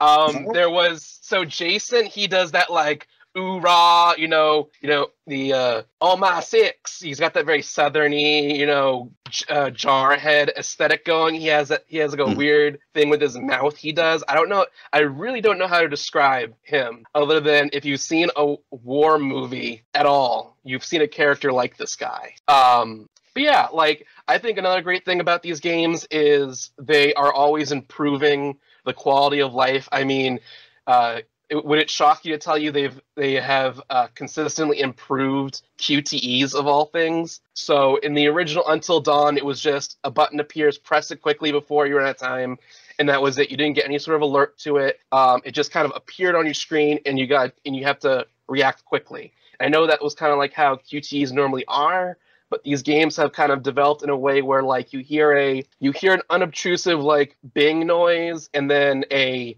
image will appear on screen the same size as the QTE that will kind of give you an idea of what you're doing. Like there's a picture of a knife. Okay, you're about to stab a knife. Here's a picture of a gun. You're about to do some shooting. You're about to press this button multiple times. You're going to do that. There was like a wait. You knew when it was time to start reacting to things, so you could like sit and take in the game and not worry about things. I don't remember if this happened in Little Hope as well, but in House of Ashes, sometimes you'll find an item on the ground that will just move the story along, even if you're still exploring. In House of Ashes, there's a little prompt that appears on screen around that particular item, telling you that it'll move the story forward. So if you want to keep walking around, checking out the area, finding items and such, do not press that button. So it gives you like a warning. There's also a lot of accessibility options added in. I remember the monsters had a gimmick that was the same again between the first and second game, Man of Medan and Little Hope, and people were kind of bummed out by that, especially because Little Hope wasn't very good at all in general. So before the game even came out, the developers were like, "Hey, just so you know, the monsters will not be similar to what we did in those two games." So they even told you ahead of time, "Do not worry, we're not repeating that mistake." There was also like the criticism when Man of Medan came out where it's like, oh boy, you're playing as hot teenagers again, just like you did in Until Dawn. Well, they made sure in Little Hope, for all its faults, you play as 2 old people as well. And in this game, you play as 4 military men. One of them is a woman. There's an African-American guy in there. Then there's obviously Salim, who's an Iraqi soldier. So there's like a little bit more diversity than just you're playing as sexy teenagers, or here's some college kids, or something like that. So I think overall it's definitely I replayed Until Dawn after finishing House of Ashes. I might like House of Ashes more than Until Dawn. It doesn't look as good in some ways. You don't play as many characters, but I didn't realize how few characters you got to utilize as much in Until Dawn. There's multiple parts where you don't play as certain characters for like 5-6 hour stretches, whereas you bounce back and forth pretty frequently in House of Ashes. But yeah, I thought it was a really good story-driven game.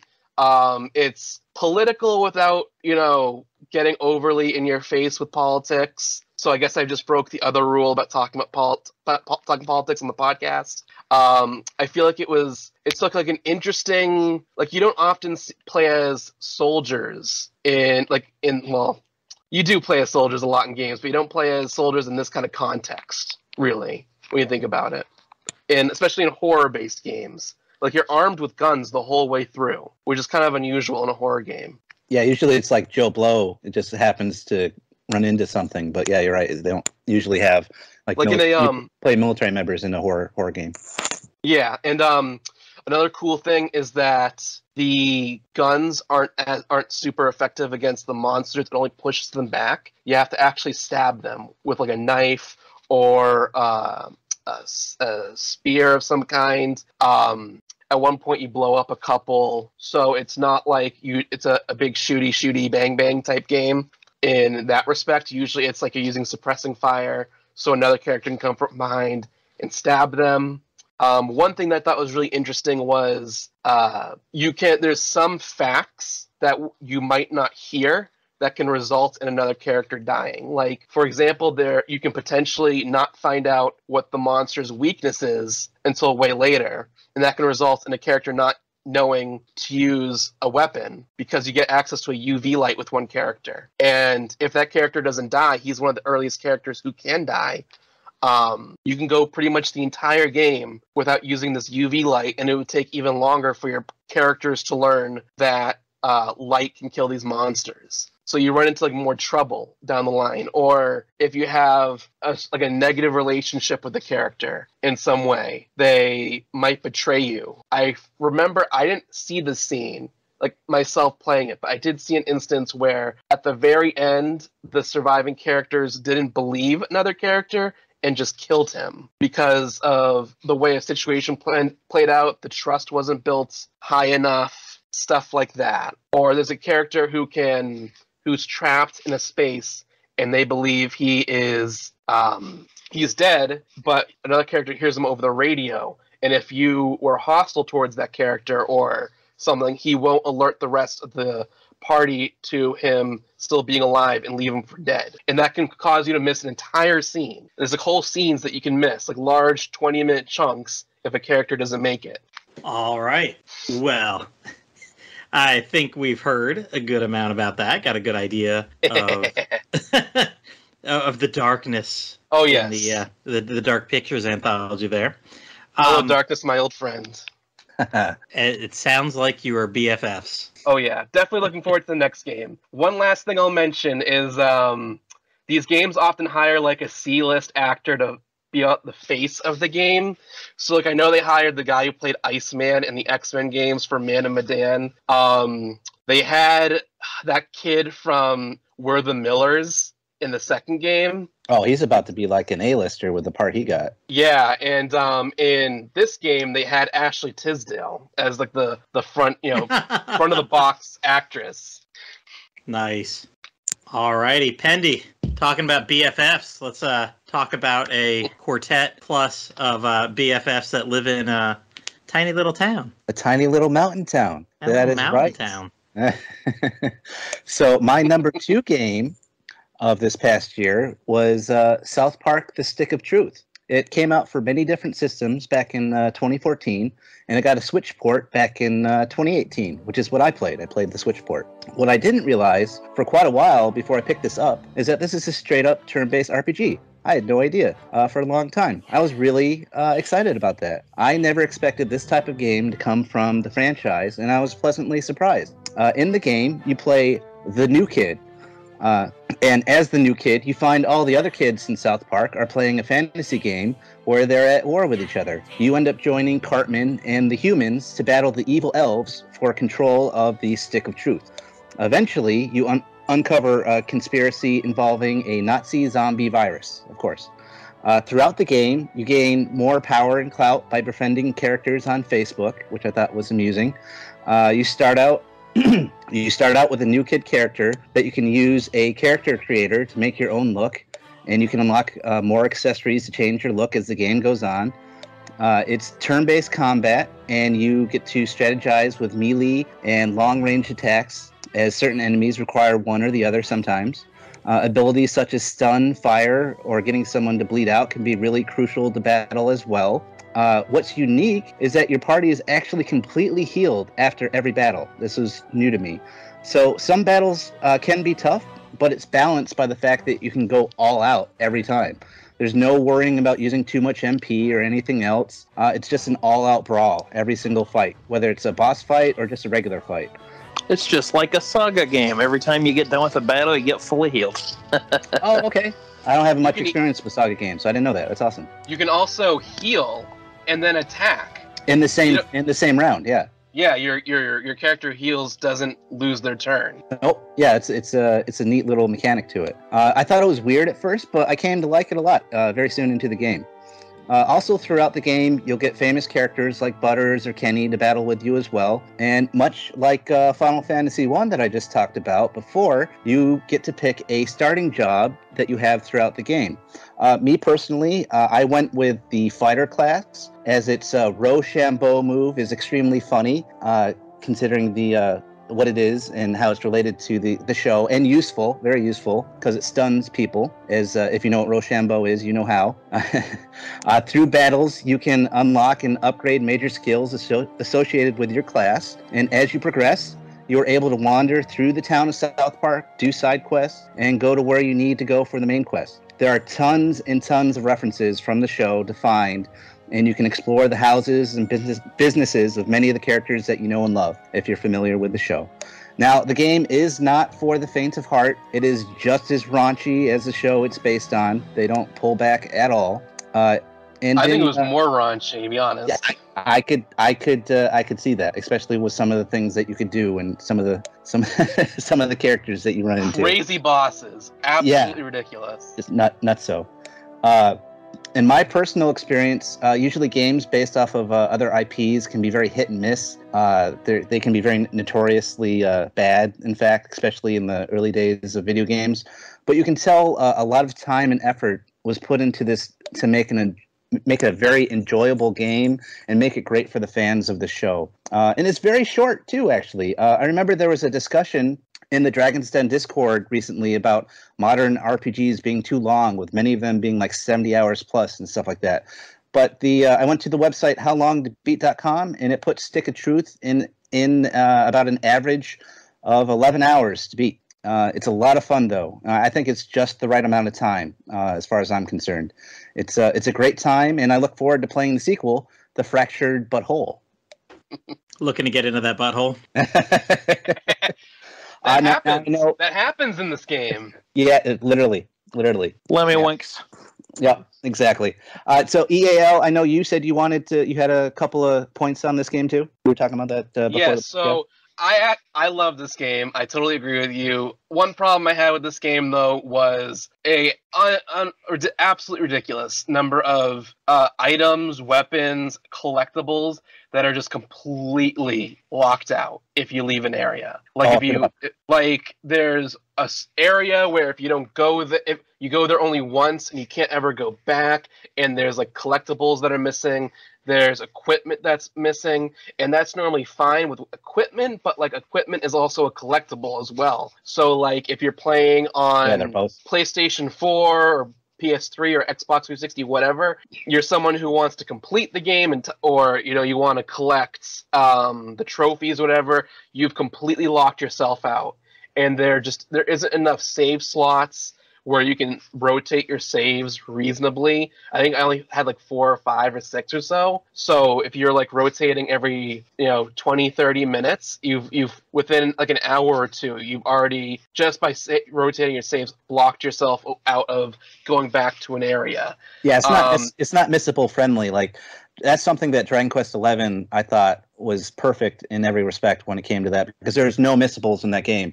Anything that you need to go and get at some point, you can go back and get it at a later point in the game. Like, you can't miss anything. What's crazy, though, is that this game is developed by Obsidian. Like, they know RPGs, so it's crazy to me that they would allow something like missable items and collectibles in a game. Like, you can't you miss something and then you go back to certain areas to collect stuff after you beat the game. Nothing. I think there's even 1 or 2 missable quests.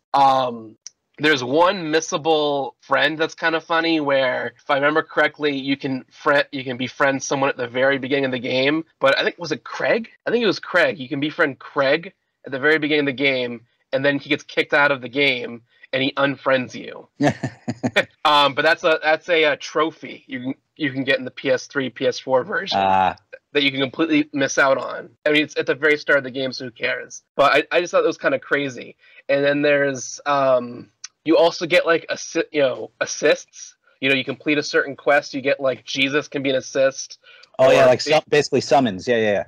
Yeah, like Big Gay Al, but they only, if I remember correctly, the way it worked was you can only use them once a day, like the in-game day, and it's only like 3 or so days. So if you used Big Gay Al earlier in a day, you can't have him come back if you're trying to get a specific trophy that requires having him be used at a certain time. Like, weird stuff like that. And it was very strange. And it bothered me. I think I restarted this game straight up 3 times. And the last time I went right on, like, I went on GameFAQs, whatever, printed out a giant list of things you can miss, where they missed. And every time I got them, I highlighted them and saved. And I highlighted it again, make sure I didn't miss any items or collectibles.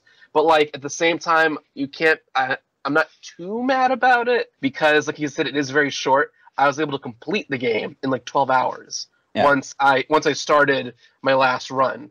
And it wasn't a very hard game. Like, I think I probably lost once in my 3rd playthrough, like the entire time. I think it was probably against Al Gore, boss battle Al Gore. I was playing on the hardest difficulty, and it wasn't tough. He's super serial, you guys. Super serial. Super serial. Super serial. You got it's Mad Bear Pig. Yes, it's a great game. Mad Bear Pig. Oh my God, he's part man, part bear, part pig. It's Man Bear Pig. I'm super serial. Why does no one believe It's me? basically a whole season of South Park. It is, and it's very enjoyable. Yeah. Well, I thought it was cool with looking, like, when this game was first coming out. It was cool to see that Matt Stone and Trey Parker like reference games like Paper Mario and Earthbound and stuff like that, is what sort of influenced them to make an RPG in the first place. Awesome. And that the action command stuff that's in the game was inspired by how Paper Mario and Luigi games do it, because those games are very much like, if you hit your button presses at just the right moment, you get, a stronger attack, or you get to, perfectly dodge an attack, or like lowers your damage, or what have you. So that's right. It was cool especially seeing with stuff defense, like that. yeah. So I think that's kind of neat. Yeah, sorry to interrupt you. Yeah, I forgot about that. Like, whenever you're defending, like, you gotta, if you time it right, you can get a better defense. That's right. Mm-hmm. That's I always like it when games do that, where they have like a little bit of timing into play, kind of like the Mario and RPG, or the Mario and Luigi RPGs. I always like that kind of stuff. It's cool.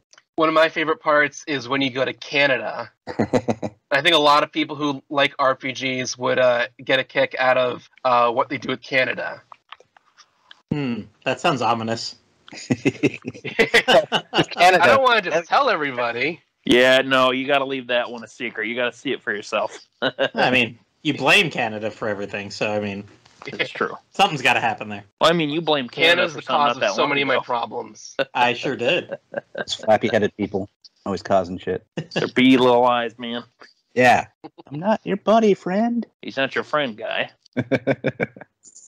A cool thing about exploring in it is even if you don't find an item or like a collectible or an unlock or something, you'll usually stumble on some sort of reference to an episode. Yep. Like you'll open a closet and you don't find an item, but there's a whole bunch of, Cartman's stuff because you're in his room. And it's like, oh, it's that episode, or it's that episode, or here's the thing from that episode. Oh yeah, and there's like there'll be places where like the radio will be on. It'll be like specific songs from specific episodes and stuff like that. It's great. Yeah. You can collect Shinpokomon. Oh, I love that. Yeah. I got Shu. The best one. Yes. All right. Sounds like a very good game. I've heard a lot of good things about this. One of the better licensed RPGs out there. Oh, yeah. Because usually those are just, pretty trash games that they're there to make a buck with the movie tie-in or the TV tie-in or whatever. Yeah, I remember playing the turn-based Inuyasha game, and the only reason I got through it was because I liked Inuyasha a lot, but otherwise it was pretty bad. Yeah, usually. All right.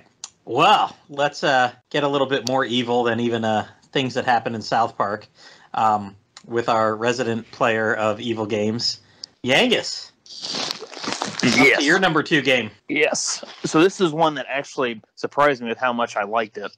And that's why I decided, I wanted to put it at my, at least on this list we're talking about, number 2, because of I actually played through it twice back to back. But for my next game, I'm going to talk about Resident Evil 7. This is one of the newer entries in the Resident Evil series from Capcom. It released January 24th, 2017 on several platforms. I played the PS4 version, and the version that I had was the Gold Edition, which apparently had all the DLC included with it. I just bought it because it was on sale at Best Buy one time for $30, and I'm like, oh, that's a good deal for the game, so I'll get it now. Anyway, this game is set in the bayous of Louisiana and focuses on Ethan Winters, who, unlike the military-trained people from Evan's second game, he is just an average guy that gets thrown into a crazy situation. So he's not trained. I heard his hand gets injured a lot. Oh yeah, I would say you could count the times that Ethan's hand has been injured on a hand, but that might be insulting to him. But yes, so this game takes place in the bayous of Louisiana and stars Ethan Winters as the character, rather than focusing on like past protagonists like Chris Redfield or Leon Kennedy or anybody like that. Ethan ends up going down to Louisiana in search of his missing wife Mia, who had suddenly contacted him after disappearing 3 years prior to the start of the game.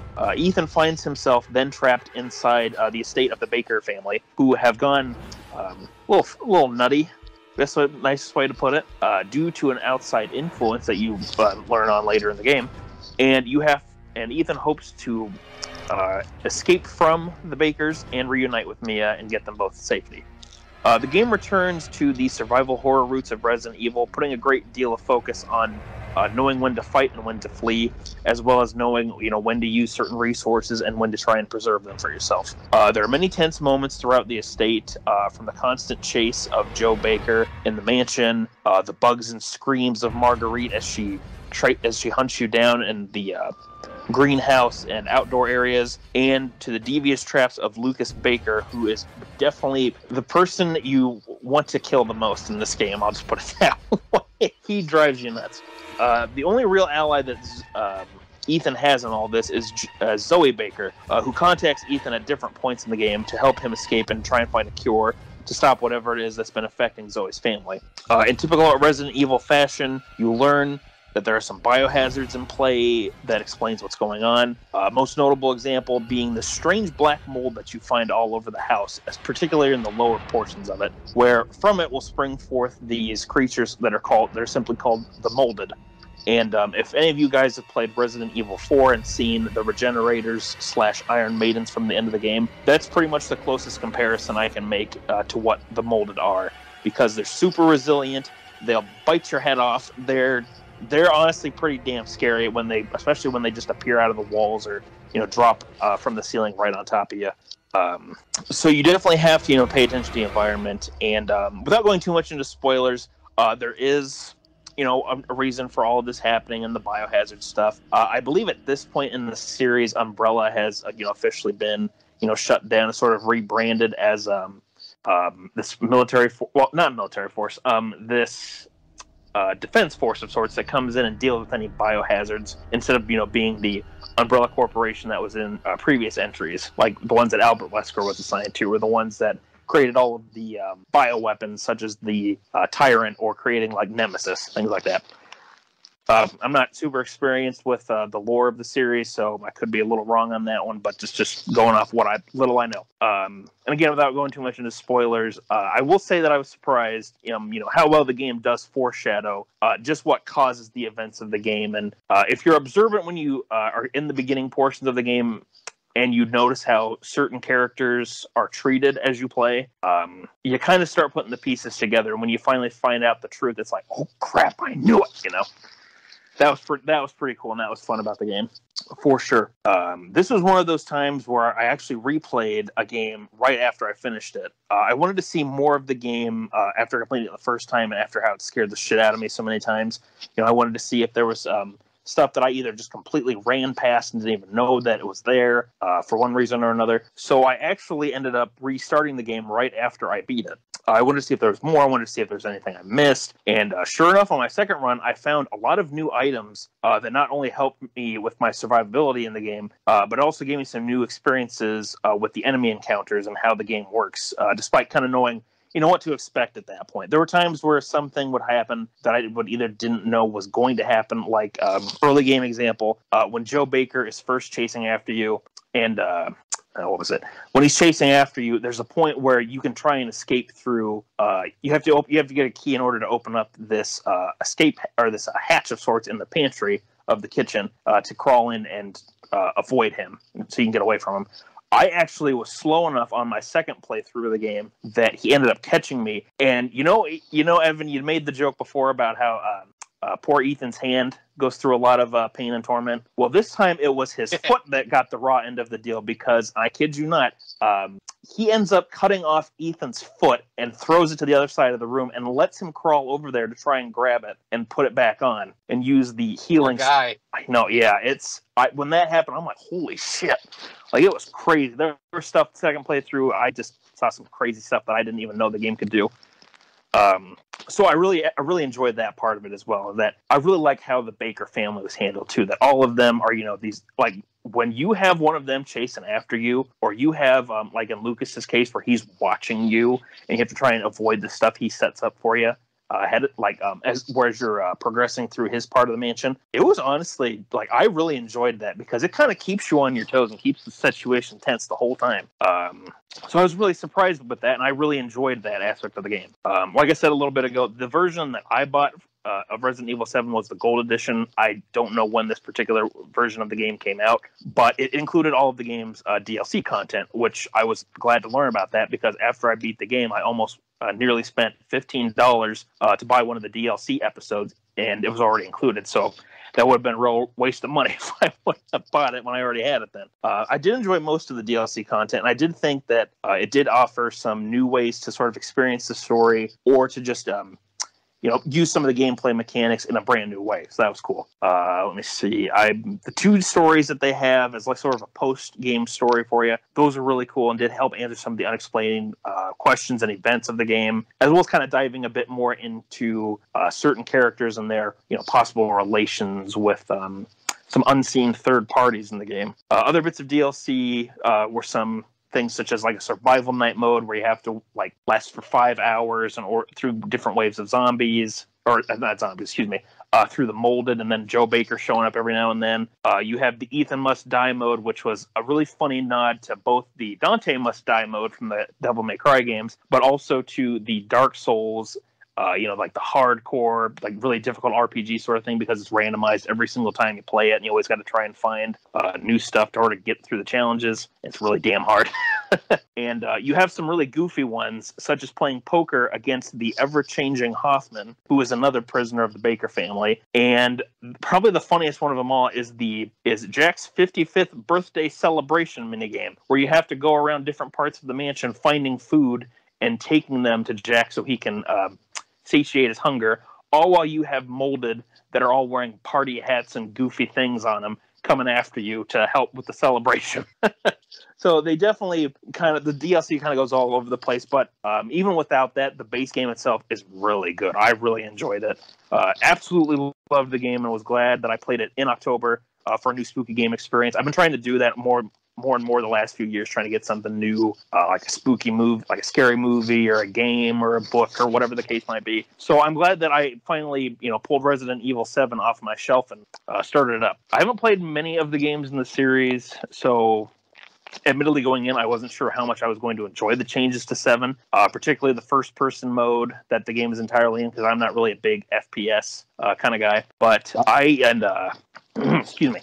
I did enjoy it, and I was really addicted to the game when I was playing through it, because even though there were times where it's just like, I don't know if I should keep playing, let's get in this late, but I just could not put it down because I just wanted to see what was going to happen next, or, what sort of creature you were going to come across then. Like, there were definitely times where I was just so damn terrified to do anything in the game, but that was what part of the enjoyment was just seeing what was going to happen. I won't spoil it because this game's not super long. Like, it took me, for the 2 playthroughs I did, I think the first one was 10 hours and the second one was 12 because I took a little longer time. So it's not a super long game, but there's really cool... It's nice the game's not super long either, because it's easy then to play through it in a weekend or a week or something. And then, for that, I'm going to play it for the Halloween season or whatever, like I did. And there were some parts of this game, like I said, that just scared the shit out of me. There was one part in particular, halfway through the game, where you get to go into a locked part of the mansion after you've had an encounter with Marguerite, and you find one of the things you need for this formula/medicine that you're going to try to create in order to fight against this black mold that's all over the house. And the scene where you end up turning around and going out from the way you came, because it's a one-way trip to and from. You have to go back the way you came. Oh my God, that's probably the scariest damn part of the game. I remember turning around, you see these feet right outside the door. You open the door, you get out, you get to the end of the bedroom, you open the door, and there's one of those damn molded standing right there on the other side of the door, and it just lunges at you as soon as you open that thing. And even though I knew that was coming the second time I played, it still scared the shit out of me. Yeah, mold in a house can be pretty dangerous. I agree with that. Oh, yeah, no, but yeah, this is definitely killer mold for sure. But this was definitely a game that was a great surprise, and one that I'm really glad that I did end up picking up. And I definitely want to play Resident Evil 8 now, and see how Ethan's story continues. But I want to see how Capcom continues this first-person style of Resident Evil game, because I really enjoyed 7. I know a lot of other people really enjoyed 7, so I'm definitely curious to check out 8. And I would definitely recommend Resident Evil 7. If you are looking to either get into the Resident Evil series or you're just looking for a good new horror game, it's definitely one worth checking out. And I think it's on sale a lot nowadays, and pretty cheap for just a normal copy of the game. So definitely would recommend it if you're looking for a new spooky game to play. Yeah, you gotta play 8 and see if the big woman lives up to all the hype. I'm definitely curious about jokes aside, how that game is gonna, because I'm curious how that one's gonna relate to 4 actually, Pendy. Because back when we did our first Halloween episode, you talked about 4. It takes place in a rural part of Europe and everything, and it's all about survival out there. From my understanding, Resident Evil 8 actually kind of goes for a similar approach, where you're out in the middle of Europe, and I think there's actually some relations to Resident Evil 4. I think one of the characters even purposely mentions the merchant from that game. So nice. What a nice bonus. Mm-hmm. So yeah, I know that you've played.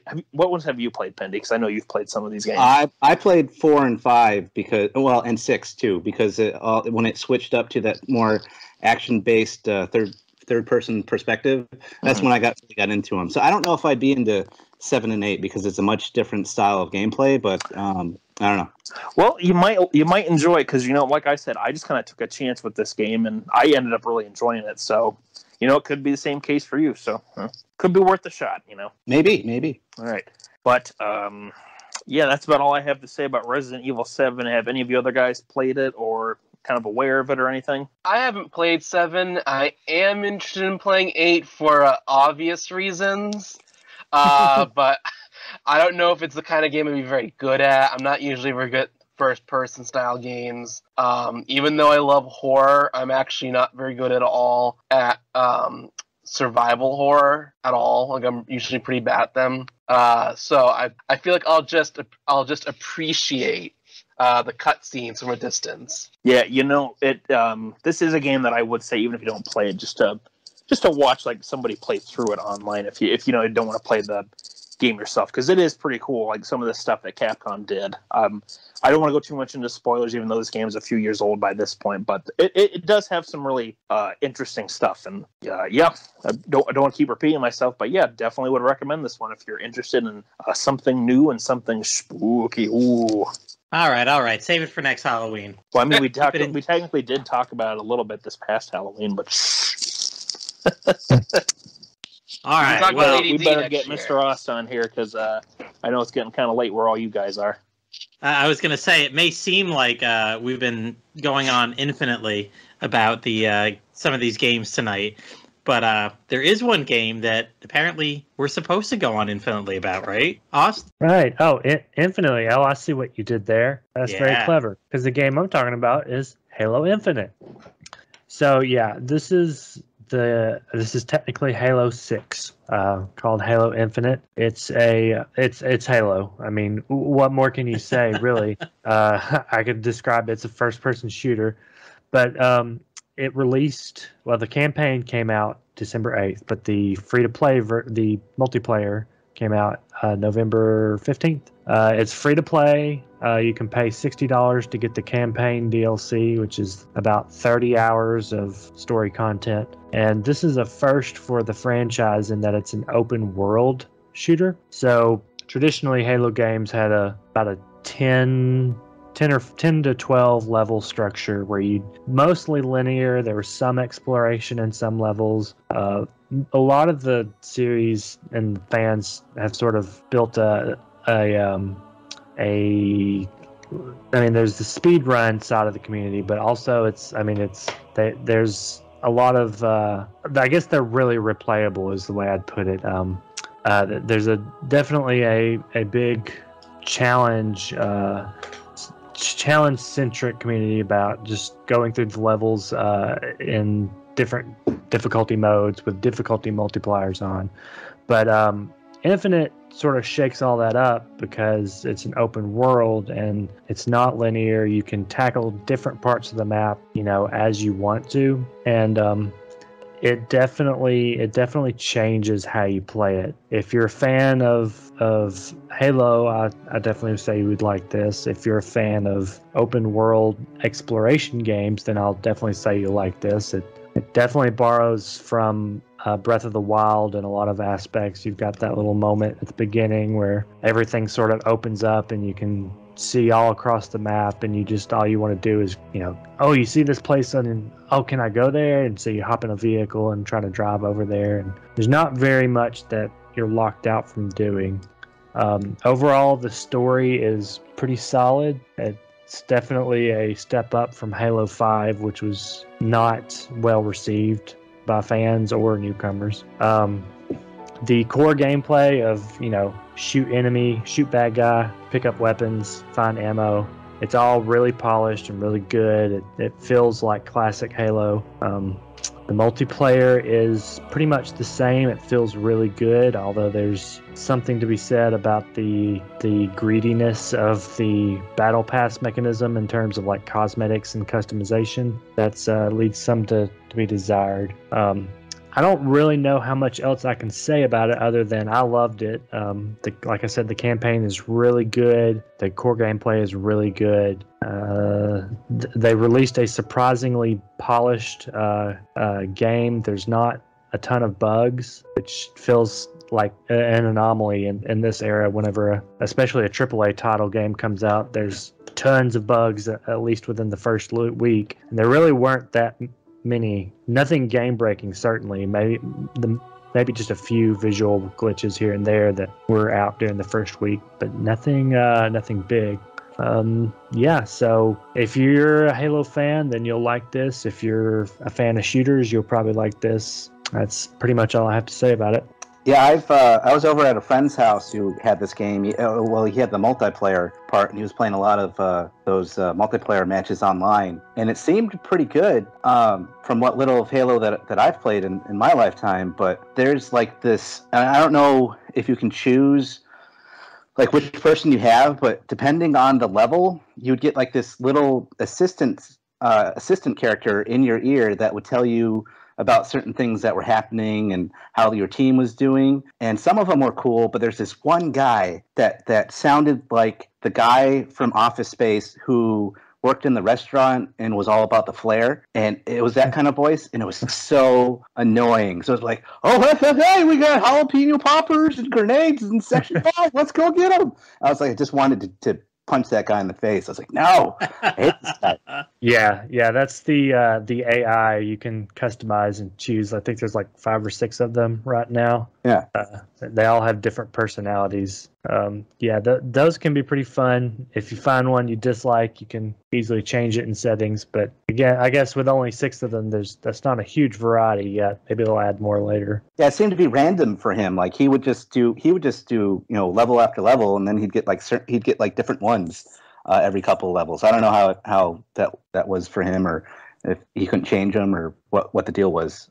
You're supposed to be able to equip it, and that stays permanent. I think there might have been a bug where you're hearing other people's AI, because I know there was a bug in Theater which lets you. It's a mode that lets you view past matches and stuff. Where if you go in there, you definitely hear other people's AI, and like the camera follows them, and you have to switch over to you. So that I don't know, maybe there was a bug with that in multiplayer, but it's definitely an equipable that you can set and isn't supposed to change. But yeah, like the multiplayer is a ton of fun if you enjoy getting online just to shoot other people. The actual gameplay is very polished, and if you don't enjoy that, there's the campaign, which has the same. It still feels really good. If you're not really good at online play, that's a lot more manageable doing campaign. Nice. And if you do enjoy shooting other people, likely they die, and when people die, they come back, as we all know, as ghosts, which leads right in to Evan's personal game of the year here. Evan, you want to talk about your number 1 on your list? Yes. So every December, I like to pick a game and really devote a lot of time to it, play it throughout the entire season. One year with Super Mario Galaxy, stuff like that. This year, I decided it was going to be Ghost of Tsushima. Came out last year. It was like a PlayStation 4 exclusive. I think it's on PlayStation 5 right now. But so basically, you play as the samurai Jin Sakai. He's the head of Clan Sakai, and you must find allies and adopt new and unorthodox methods to save Jin's uncle, Lord Shimura, from an invading Mongol army and liberate the island of Tsushima. Jin must become more than a samurai. He must become a ghost. So it's kind of like another one of those big open world games that Sony has been doing a lot of lately. It has like a lot of the hallmarks of those open worlds, side quests, collectibles, busy work all over the map here and there. Thankfully, though, it's a very gorgeous looking game. I would say, even if it's not graphically the best looking game, although it is graphically very pretty, I think the art direction makes it one of the best looking games on the PlayStation 4. Just the way the grass moves and how beautiful it looks. I never thought I would say grass looked beautiful. I guess if you were into Breath of the Wild, you might appreciate the grass in this game. It has like gorgeous snowscapes. There's some beautiful red falling leaves that appear. A lot of bamboo, thickets of bamboo, stuff like that. So even though you're like wandering around the world a lot, and it's mostly large open spaces with the occasional outpost or village, it is very nice to look at. And it's kind of interesting because the stuff you find along the way is like super important. It's not just Riddler trophies from the Batman Arkham games. Like if you stumble on a hot spring You'll boost your health. You can write haikus, and it'll give you like an equipable headband at the end of it. You can sometimes wander into a fox's den, and if you pray at the shrine, I believe it'll give you something. I don't remember what it was though, like maybe charms or something. No, it opens up your charms slot. You can get charms, but I'm getting ahead of myself. So something I thought was kind of interesting was there's not like a persistent number telling you how close you are to your next objective. What you do is you slide your finger up the touchpad on the PS4 controller, and a wind will blow, and it will tell you what direction you need to go in. And then for a brief second, it will show you how far away you are and what your task is, but then it'll disappear. So it's very minimal in its presentation. There's no like obvious indicator on your map that there is something in this spot and you should go there. Oftentimes when you're wandering around, you'll hear the chirping of a bird, and then you'll see like a yellow bird near you, and it's basically guiding you to something interesting nearby. Like it might guide you to a hot springs or a haiku or a mythic quest or tale, I guess they're called in this game. So it's very minimalist. You have to discover things. You might encounter a villager in trouble and you save them from Mongols, and they'll tell you, oh, there's something going on over here. And a question mark will appear on your map and you'll know to go there. Or you're in a village and someone says, hey, I need help. There's something going on over here. Or, you know, you might encounter someone who says, have you heard the tale of such and such? And they'll tell you to go visit a storyteller, and they'll tell you about a new quest where you can unlock new armor, new sword skills, stuff like that. They're like decently long story quests that don't like affect the main story or anything. And what another interesting thing was how important gear was.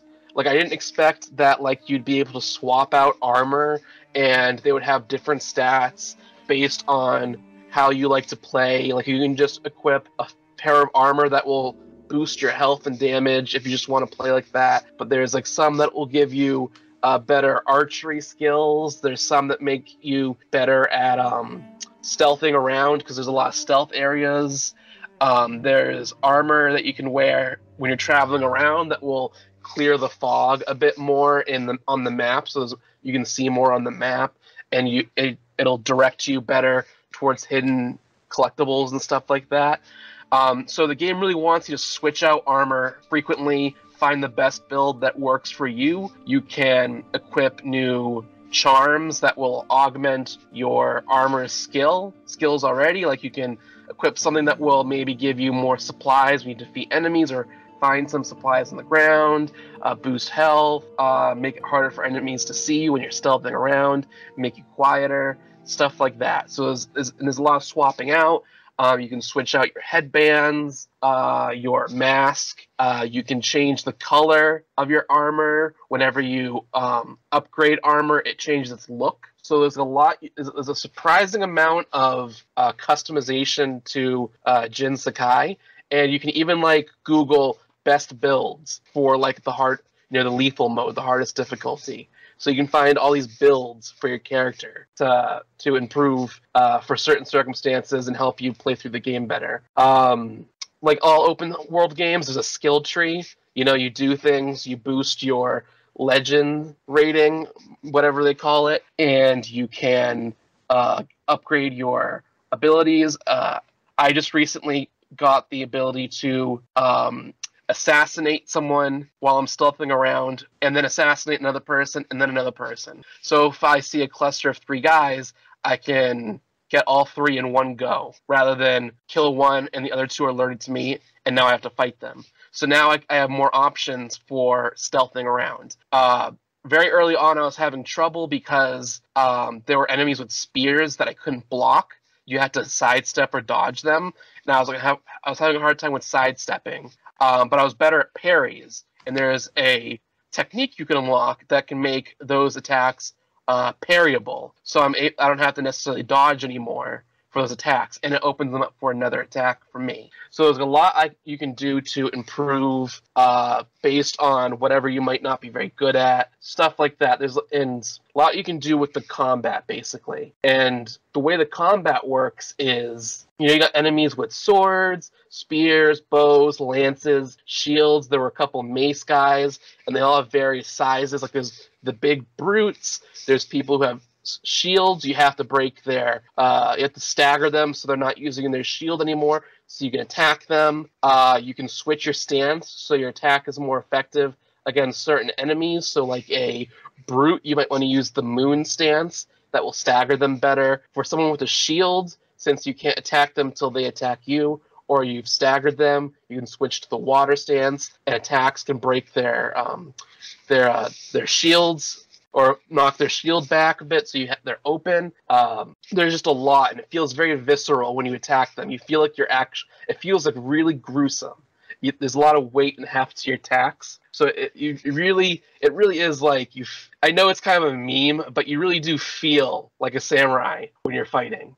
And I would say overall it is a love letter to classic Japanese films. Yes. When you start the game, you have the option to play in English, Japanese English subtitles, or the unique Kurosawa mode, which makes the game look like a Akira Kurosawa game. Like it changes, there's a filter on it. I think it affects the sound a bit, stuff like that. Is it black and white too? Yeah, it's black and white. Nice. There's a part where there's music playing, and you see like a field, and when you're switching options, when you switch to Kurosawa mode, the sounds like it changes a bit, and it goes to black and white, and it has like a grainy film look to it. So if you want to feel like you're playing in a Kurosawa movie, you can do that, and it's about as long as an Akira Kurosawa movie, to be honest. I played about 24 hours. That wasn't straight through the story mode, but I did want to have a thorough idea of the game before we jumped on, because I actually just beat the game last night.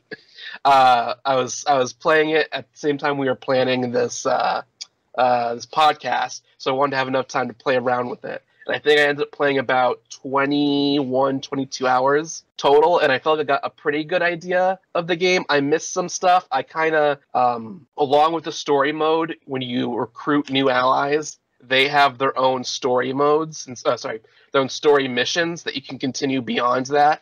So there's maybe a character whose clan was completely wiped out, and now you've recruited them onto your side, but you can continue their story and help them get revenge for their clan. And you can get more equipment, more items, more weapons by doing so. And if you're really interested in that character, you can learn more about them through that. It's something extra you can do if you don't finish them. I believe most of them are like 9 quests long. Like you do 9 quests for each character. 1 or 2 was like 6, and one of them was like 3. So there's like a lot of story you can do. Like I mentioned, you can stumble on a storyteller who will tell you about a special sort of armor or a special skill that's really useful.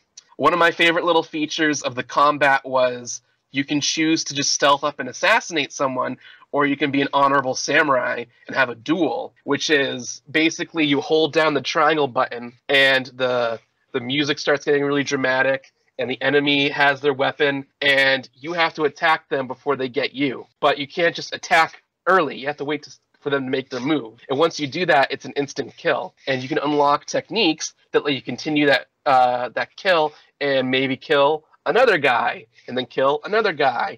And maybe doing so will terrify the enemies around you, which will open them up to more attacks. Fun stuff like that. There's also the occasional duel you can do, like it's a boss duel, and usually it's a very cool, picturesque scene under like a tree with falling leaves, or there's like lights all around you, or something where it's raining, and it's this very visually stunning scene where Jin Sakai is standing next to his opponent.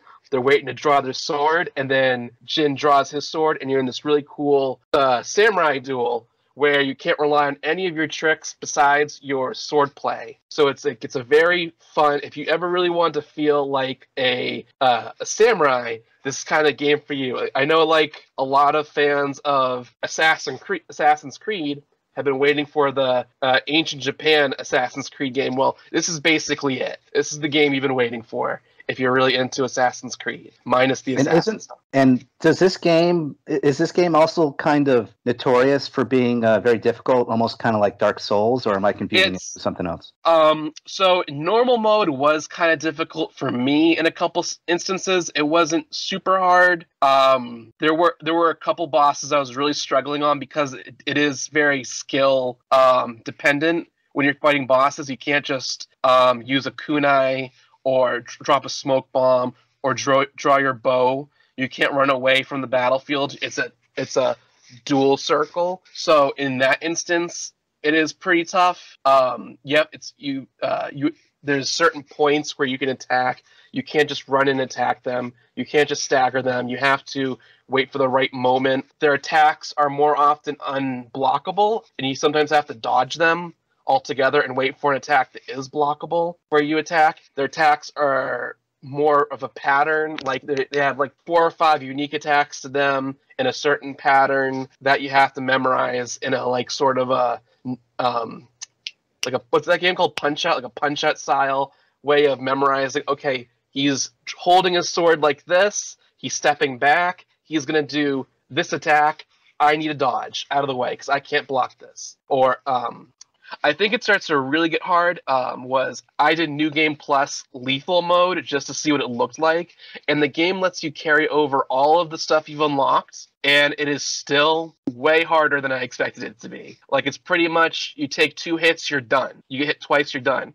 The only plus side is you do equal amounts of damage to enemies. So like where it used to take me 3 or 4 hits to kill an enemy, now it only takes me 2 hits to kill an enemy. But now they're more aggressive. You want to play with space a bit more. You want to sort of draw them away. The builds are more important. You want to make sure you have certain armor and charms equipped.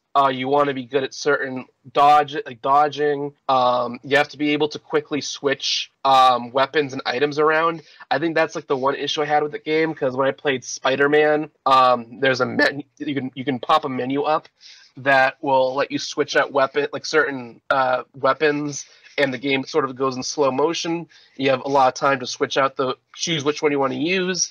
Whereas in this game, for the most part, the game doesn't slow at all. So you have to there's like 2 different menus. One menu opens up stances and items that you can hold, I think.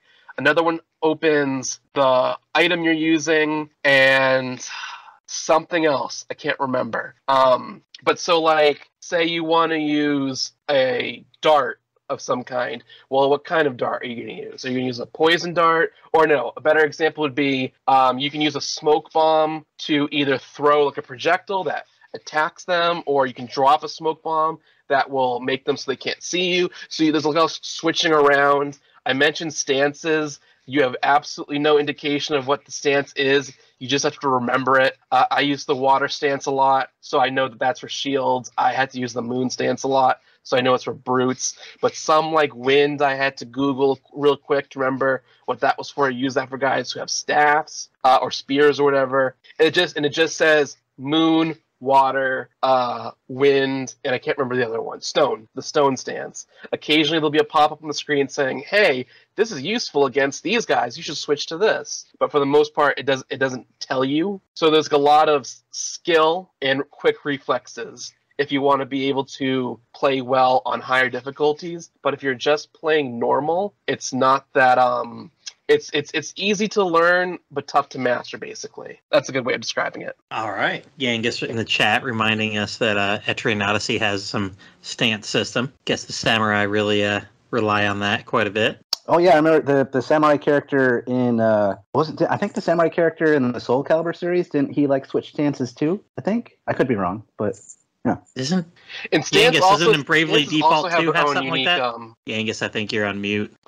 Oh yeah, I was thinking while you were asking me that one. No, I don't remember if it does, to be honest. I know there's a class that's based off the samurai. It's the sword master who taught Idia in the first game, and I think if I remember right, it does have a stance system where it's like counter stance and things like that. If I'm remembering correctly, it's I never really used that class myself that much, so I'm not really sure. Yeah, But, it's Mitsurugi. Oh, sorry. Oh, go ahead. I was gonna say it's Mitsurugi from Soul Calibur. And yeah, he does switch from at least a couple different stances. Now that I'm thinking about it more. Yeah. Okay. Stances had their own skill tree too. Like you could unlock new skills and abilities within that stance you can use. So there was just so much you had to be able to memorize. So I feel like on the higher difficulties, that matters a bit more. But on normal, you can pretty reliably use kunai to stagger enemies. Occasionally use your bow, but mostly you're fine just parrying attacks and stabbing with your sword. Pretty much. Yeah, that's you talking about the skill tree thing, like I had mentioned it in the text chat here, but the Etrian Odyssey series has, in the first 2 games at least, a class called the Ronin class, which was actually referred to as the Bushido class in the Japanese release, and its main gimmick is that it has 3 different stances that it can enter in order to use different abilities. Like you have, I forget the names of the stances, but like the first stance is the attacking stance. So when it enters that one, it gets more of an attack boost, but it lowers the defense. There's a second one, which is the opposite, where it's the defense boosting one, but lowers the attack power. And it's more of a counter-focused skill set. And then you have the third one, which focuses more on speed and actually gives you more of lightning abilities and more elemental stuff. So it's, at least in that game's case, you then can use the Ronin to, play around with, how it's going to synergize with the rest of your party. Or, like, I've seen some people who actually have soloed, like, the original game with just a Ronin in the...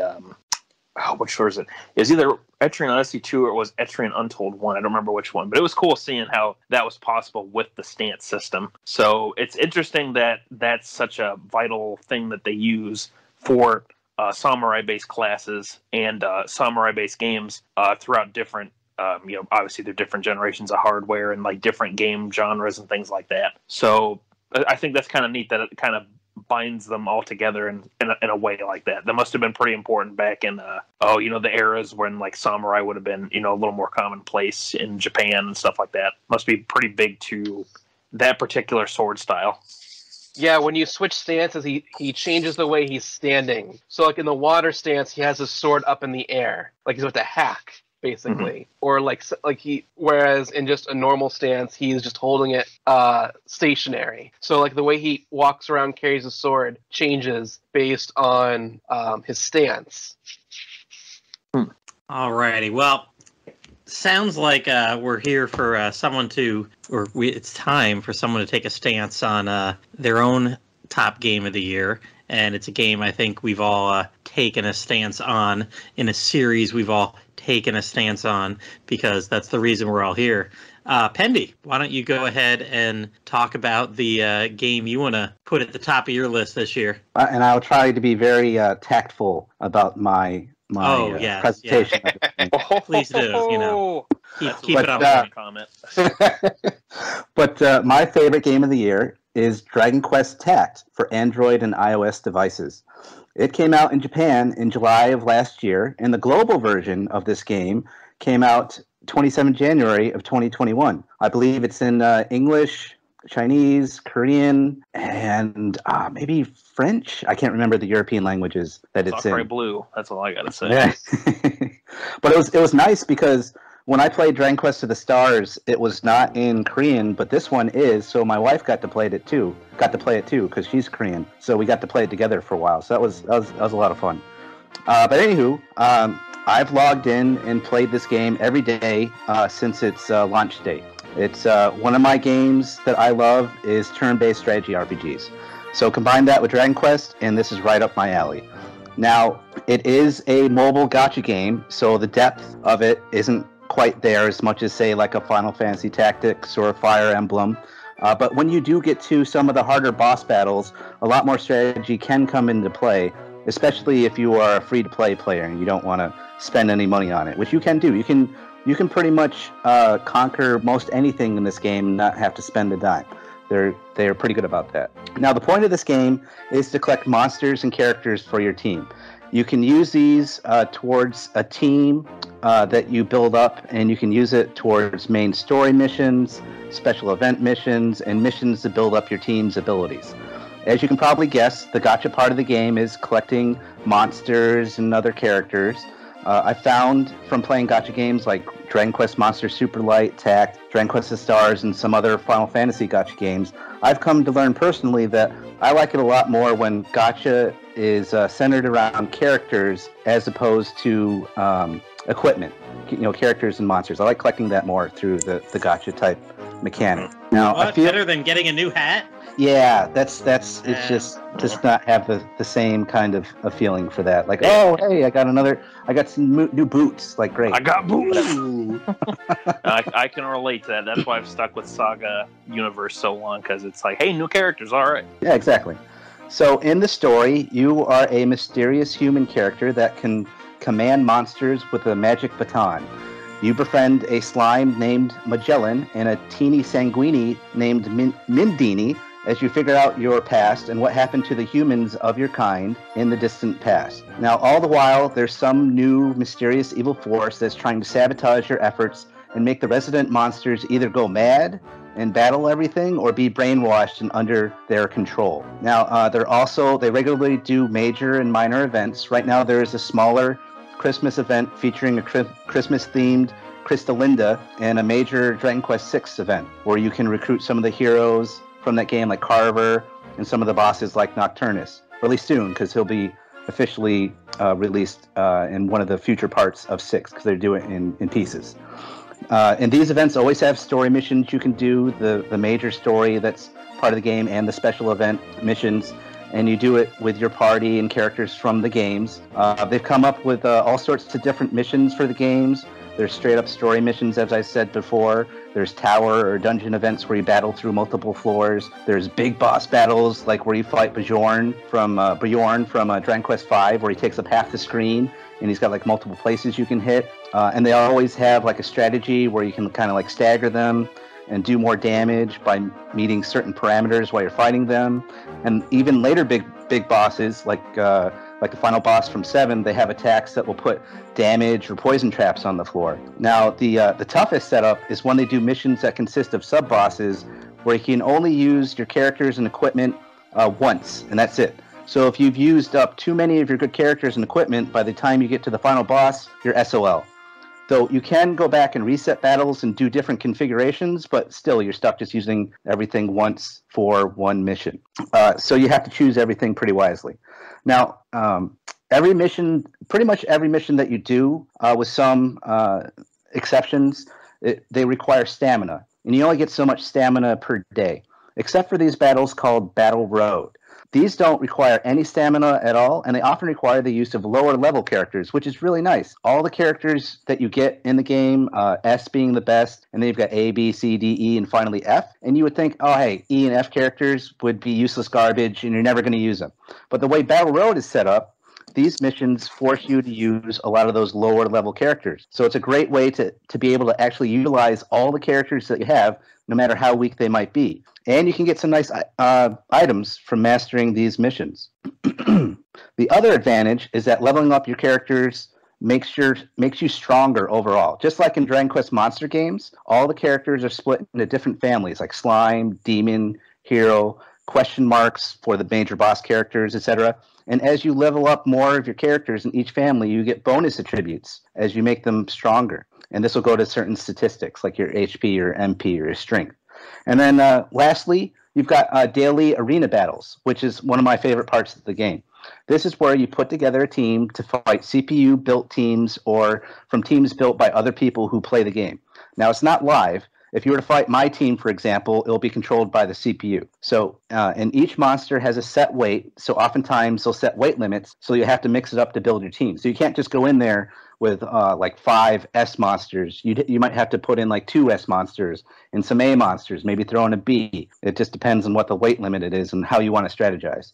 So these limitations will last a week. You do like a week of arena battles, and you do 3 battles per day, and you get prizes as you rank up, and at the end of the week, depending on how well you did overall. They'll also throw in different parameters, like how 1 week Sizz attacks will be 30% more effective, only a certain class of characters will be allowed, like you only can use like A characters 1 week, and it won't let you use any S characters. Sometimes everyone will automatically be poisoned at the beginning of the match, so you got to deal with that. Or like hero class characters will have a 30% attack bonus. They mix it up all the time. So I love how they do that. Now, I have a lot of fun doing all you can do in this game. And recently, they came out with version 2.0, and there's a lot of nice quality of life improvements. You can now auto battle up to 60 battles at a time. So if you want some free leveling up in a battle road mission, just throw on autoplay and let it go. You get very little experience from each of those battles, but if you let it go for 60 at a time, it accumulates, and you can get a lot of experience out of that for free. So they also made it that if you suck it up in a mission and you die, you don't lose any stamina. You can try again and you don't lose stamina until you beat it. So that's pretty nice. Because the Japan version is 6 months ahead of us, we get a pretty good preview of what's coming up, because we'll get all that stuff first. So I know soon they'll have a Dragon Quest VIII event, so I'm really looking forward to that, because I love all of the characters from Dragon Quest VIII. It's one of my favorites out of the series. And there's going to be some sort of guild system that's going to come into play too. I'm not sure exactly how it works, but you get to build up a base camp and you do certain missions for the guild with the other players that join. So I'm looking forward to being a part of a Dragon's Den guild that we've been talking about putting together. So that'll be fun. Now, if you love Dragon Quest monsters and heroes, turn-based strategy gameplay, and you don't mind gacha mechanics, this game will be a love letter to yourself. Yeah. I remember when every time someone says love letter, a platy loses its wings. Yeah. Another one's just unable to run away from battle. Just so disheartened.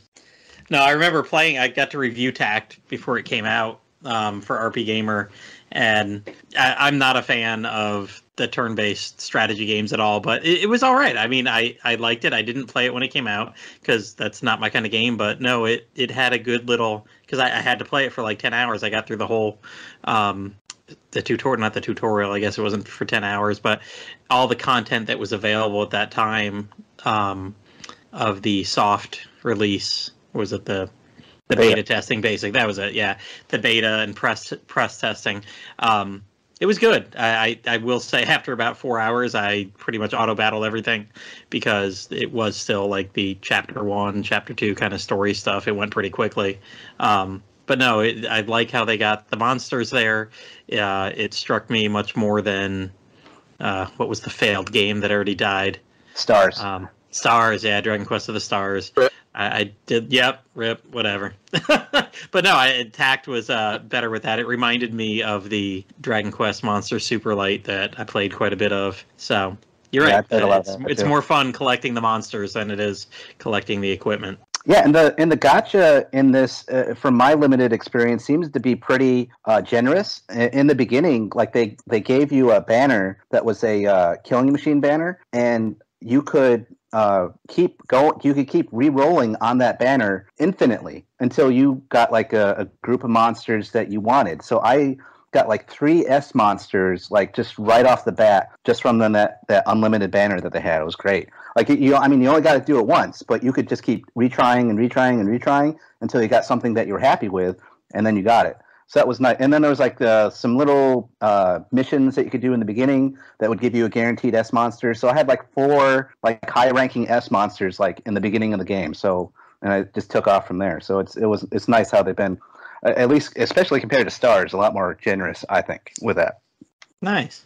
Less gacha-y tactics is always nice in a gacha tactics game.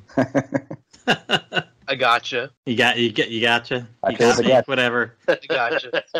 Oh god, I'm all tongue twisted. That one got you. I don't know why that was so funny, but the way that Evan said it, but it was. Well, that's the mystery of me.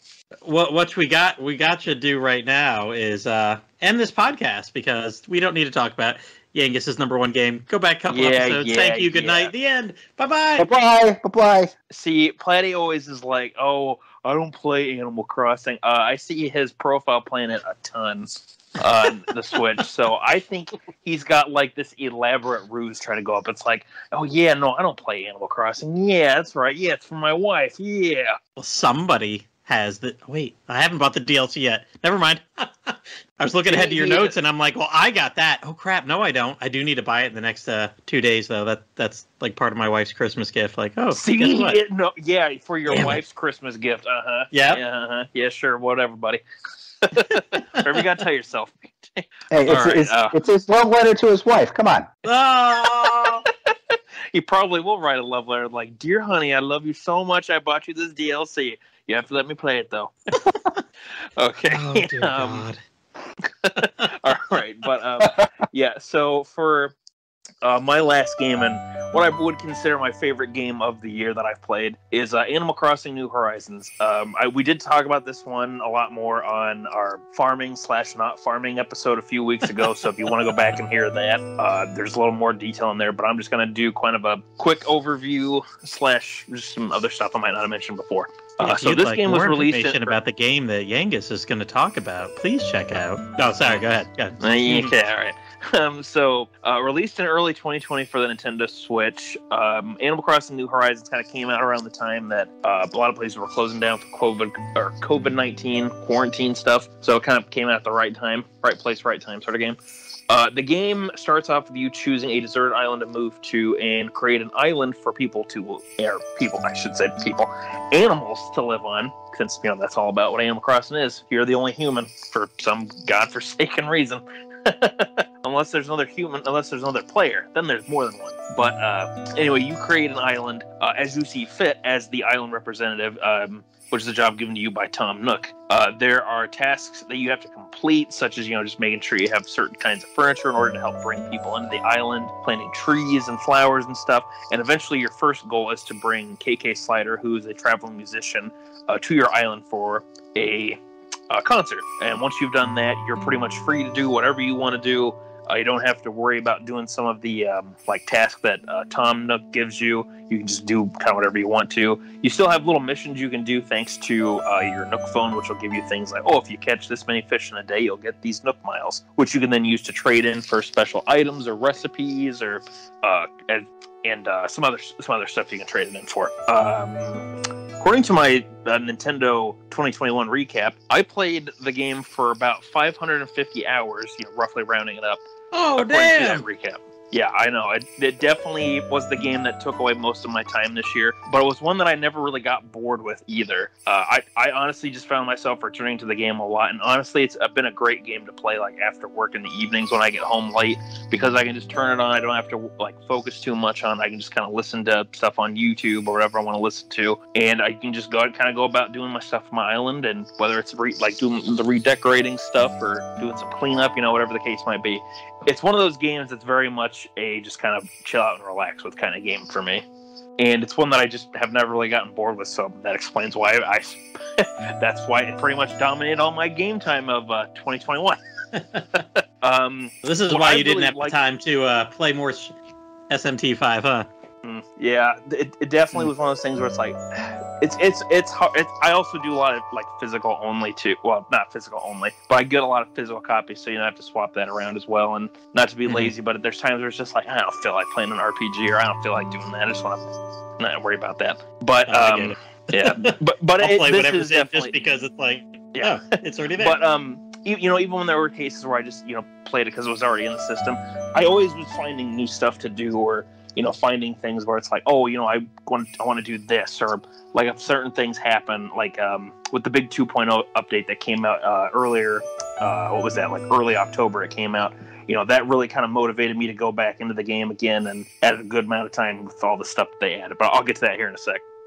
What I really liked about with the stuff they were previewing for New Horizons is that there's a ton of customization options for items and for your item and for your island as a whole. Being able to decorate, as much as you want was something that I was really hoping that we'd get to see in future games after playing stuff like Wild World and such. So seeing that with New Horizons that they really have, gone above and beyond with that is really cool, because when I originally started the game, I set off to try and make my island a recreation of Estard Island from Dragon Quest VII, since that's my favorite Dragon Quest game. And for the most part, my island still resembles that. Like, I have a lot of houses down near, like, the southern beach to be where, like, Pilchard Bay would be. I have some houses, and funny enough, they ended up being neighbors who are more of, like, the snootier personality types that are up in the, like, cliffside part of my island that I made, which is supposed to be, like, where Estar Castle is. I put my museum over where, like, the shrine would be on the island, and I've done some other things that, you know, not necessarily would relate to the Estar Island theming, but just kind of put in some stuff where it's like, oh, this would be a good way to represent this from the game, or do this sort of thing. And like my town theme, I always make it a different song from Dragon Quest VII. So really getting to do a lot of that customization option stuff is really cool, and both with how you can decorate your island, how you can rearrange the like terrain with the water and the cliff sides and everything. There's a lot of really cool stuff, and I'm really glad that they've, you know, gone above and beyond that. There's a few things I'm not a big fan of in the game, like I mentioned a few weeks ago, but I'll keep this putting positive. So funny enough, though, speaking of that episode from a few weeks ago, Animal Crossing was one of the few games we had that did not have farming. Well, after the 2.0 update, it does indeed now have farming. Look at that! Retroactively. So it pretty much is. It was really funny that we did that, because like it was only a few days after we did that podcast that trailer popped up. And I remember I messaged you, Platy, and I'm like, oh my God, they put farming and they hurt us. It all works. It all comes out right in the end. It did. It was so funny. But yeah, with the big 2.0 update that came out, I just saw what Platy edited into my notes at the end here.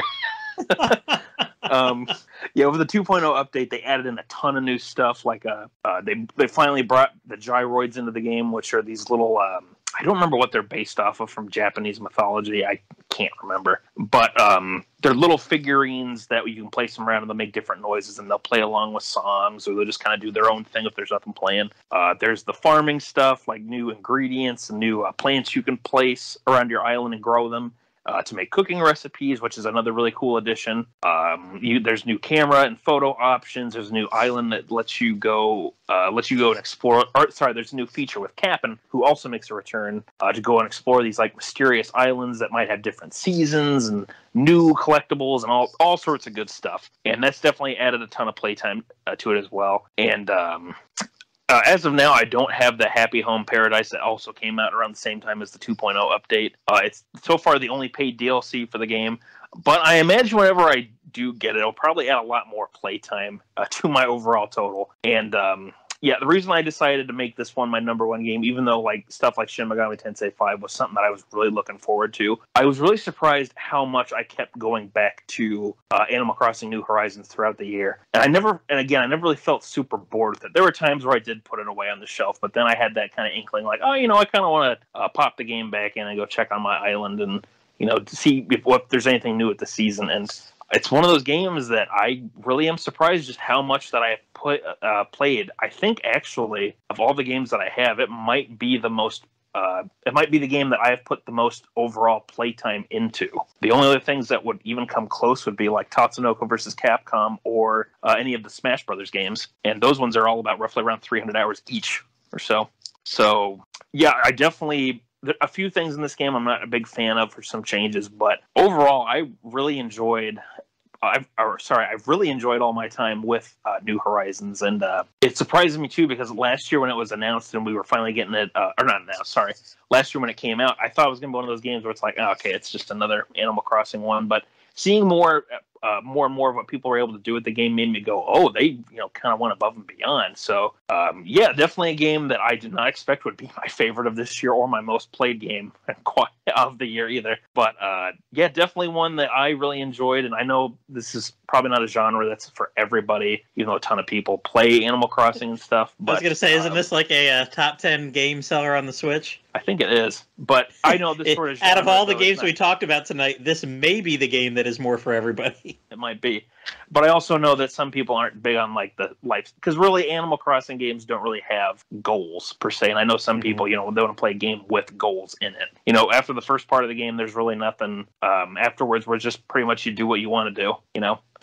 I know some people are, they prefer a goal-driven experience. I guess that's what I meant to say. Instead of it being by some people, genre. You just keep meaning me, right? I said by some people, you just keep meaning me.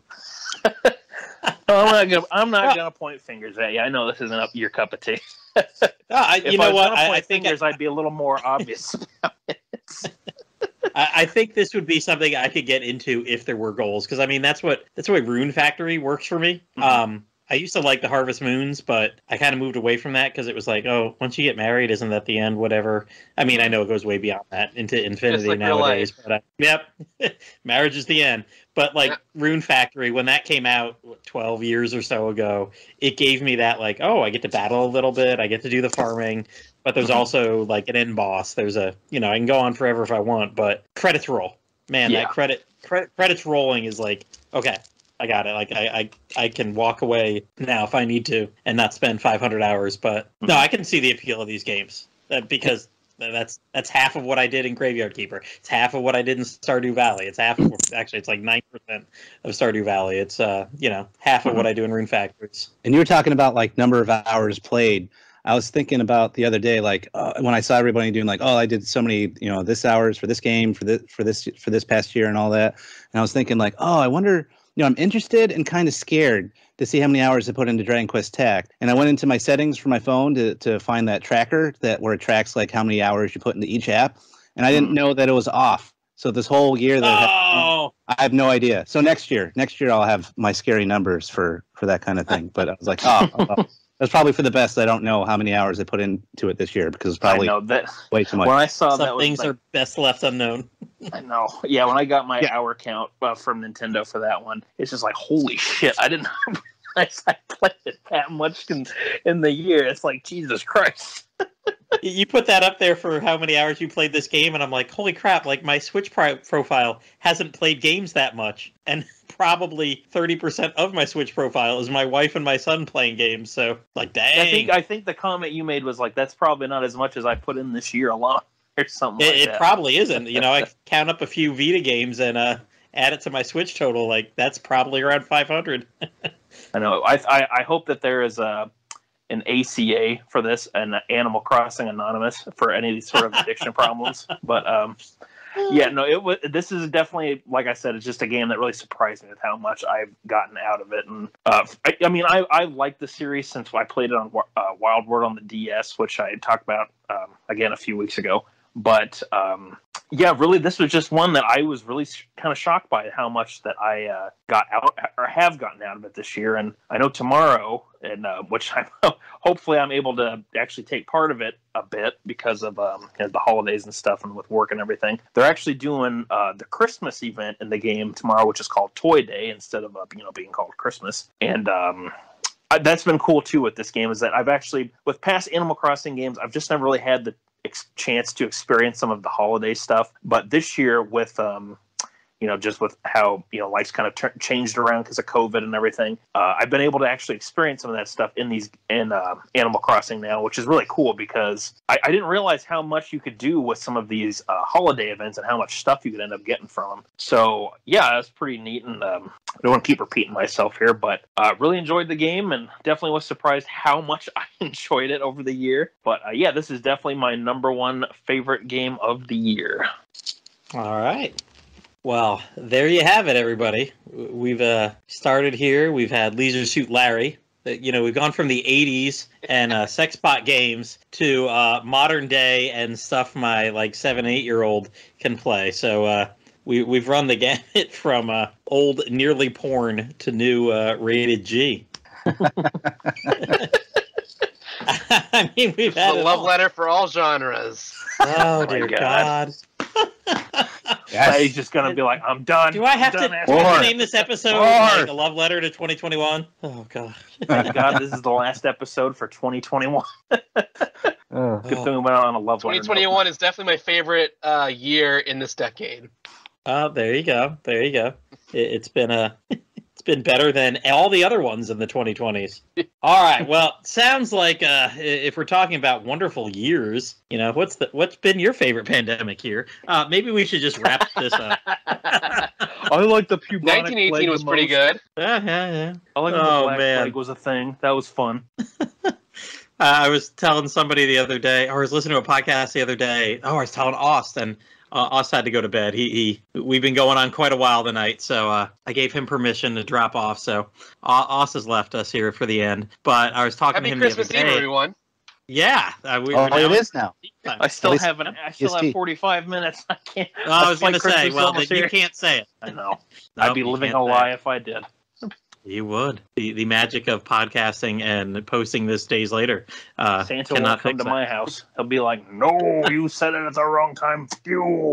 But I was talking. I mentioned a Star Trek podcast to Austin. I was like, "Hey, they really went off on this tangent that you had mentioned when we did the Star Trek episode, like last January." And I was listening to a bunch of Star Trek Picard podcasts that they were recording in early 2020 as they were going through it. And at one point they mentioned something that also he says, like, Picard just didn't have like a really positive view of the future. Everything was just dark and negative. And they were like, oh yeah, it stinks because, you want to be positive. And then you see stuff on the news like, oh my God, COVID-19. Like, what the hell's that? No big deal. Just, be positive. You don't need to worry about that. It's not like it's the plague or anything. And this was like, this was like a February 20th, 2020 recorded episode. Oh, yeah. It's like, oh man, what a moment in time right then. Yep. The picture before the disaster. Exactly. Yep. All right. Well, we started with COVID-19 at the beginning and we're ending with it at the end. But that's it all comes full circle. It does. Comes full circle, close the loop, love letter, whatever it is for this episode. Seal that letter up. We're going to seal it. We're going to lick it closed, put it in the mail, and it'll probably arrive sometime in 2022. No, don't link it. Don't lick it. That's dangerous. Don't want to spread COVID. Oh boy! All I can think of is a Seinfeld episode. Oh yeah! Oh god! Yeah. You could just die from licking an envelope. Knowing the envelopes that we have around here. As a matter of fact, I went to open a box of envelopes today. I found out we had no envelopes in our house, so I repurposed my. What did I get a bill for? I got a bill for my car insurance, but I could pay it online, so I used that envelope to pay another bill that had to be mailed in. It's like, here we go.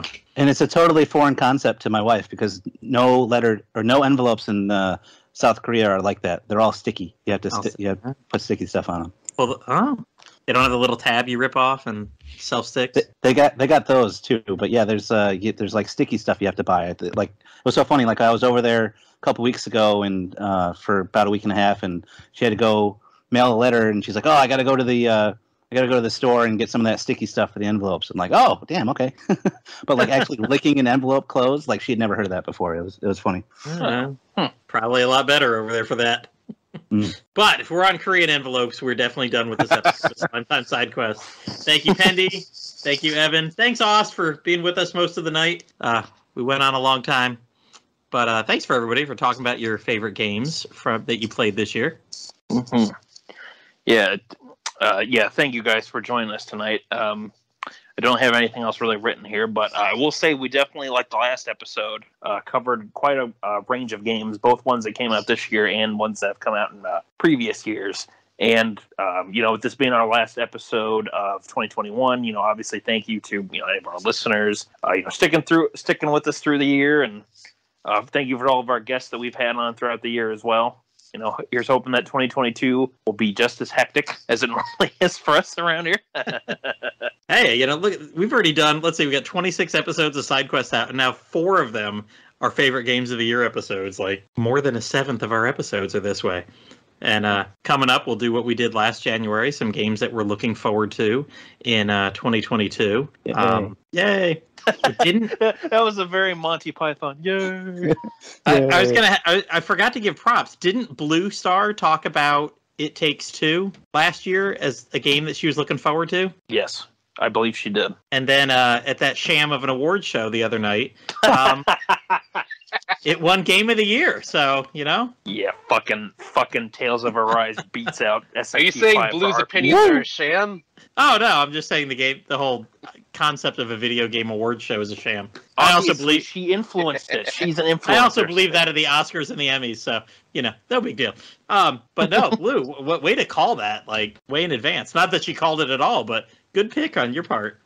We'll see if she's as I don't know, as how do you say prognosticating? Is she as if she can tell the future? She can see into the future. Whatever. I'm never gonna get that word out here past midnight. So will Blue call it again this year? We'll have to full on tell her she's got to put it in next week or 2 weeks whenever we record. She's got to have that ready to go again. So you know what? One thing that we will not be asking Blue to do is advertise for our Patreon because we don't have one. Screw Patreon. We're just We're just people who love to talk about games, and hopefully you like to listen to us. But if you got some money, I probably won't get this in time out to have you hear this and buy those last-minute Christmas gifts. But, all those people you forgot about, use Woodus's Amazon affiliate link on his website. Get them those, oops, sorry I forgot about you on Christmas. Buy them a New Year's gift. Buy them a happy, I don't know, what comes at in Happy January. Kwanzaa. My Happy birthday. Kwanzaa. Buy something for my birthday. Well, I was going to say my birthday's right at the beginning of January too. So yeah, There we Penny, go. if you feel like sending Penny and me a gift, one, you probably don't know where we live, so that probably won't work. But if you just want to buy somebody a gift in honor of us, go ahead, use his affiliate link. Woodus will get 5 cents, 10 cents, maybe just 1 cent, but every little bit will help keep the Dragon's Den's lights on for another 20 years or so. Mm-hmm. If you would like to contact one of us for any show ideas, we'd be happy to hear from you.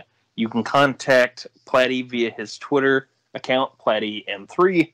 You can also contact him via the Dragon's Den forums or the Dragon's Den Discord run by our friend Berurian via personal messages. You can also contact me, YangustheLegendaryBandit, at the Dragon's Den or the Dragon's Den Discord through personal messages as well. We have a list full of ideas, and we are happy either to revisit previous ideas or previous topics, if you have enough interest, or if you have any suggestions for a future episode, we'd love to hear from you. We definitely have some good ones planned already for 2022. The one in February I'm particularly looking forward to because that should be an interesting episode. We won't spoil it yet, but it should be fun. I'm both looking forward to it and not looking forward to it. In equal measure. All right. But, yeah. All right. Bye, everyone. Have a happy new year. Sidequest 2021 complete. See y'all in 2022.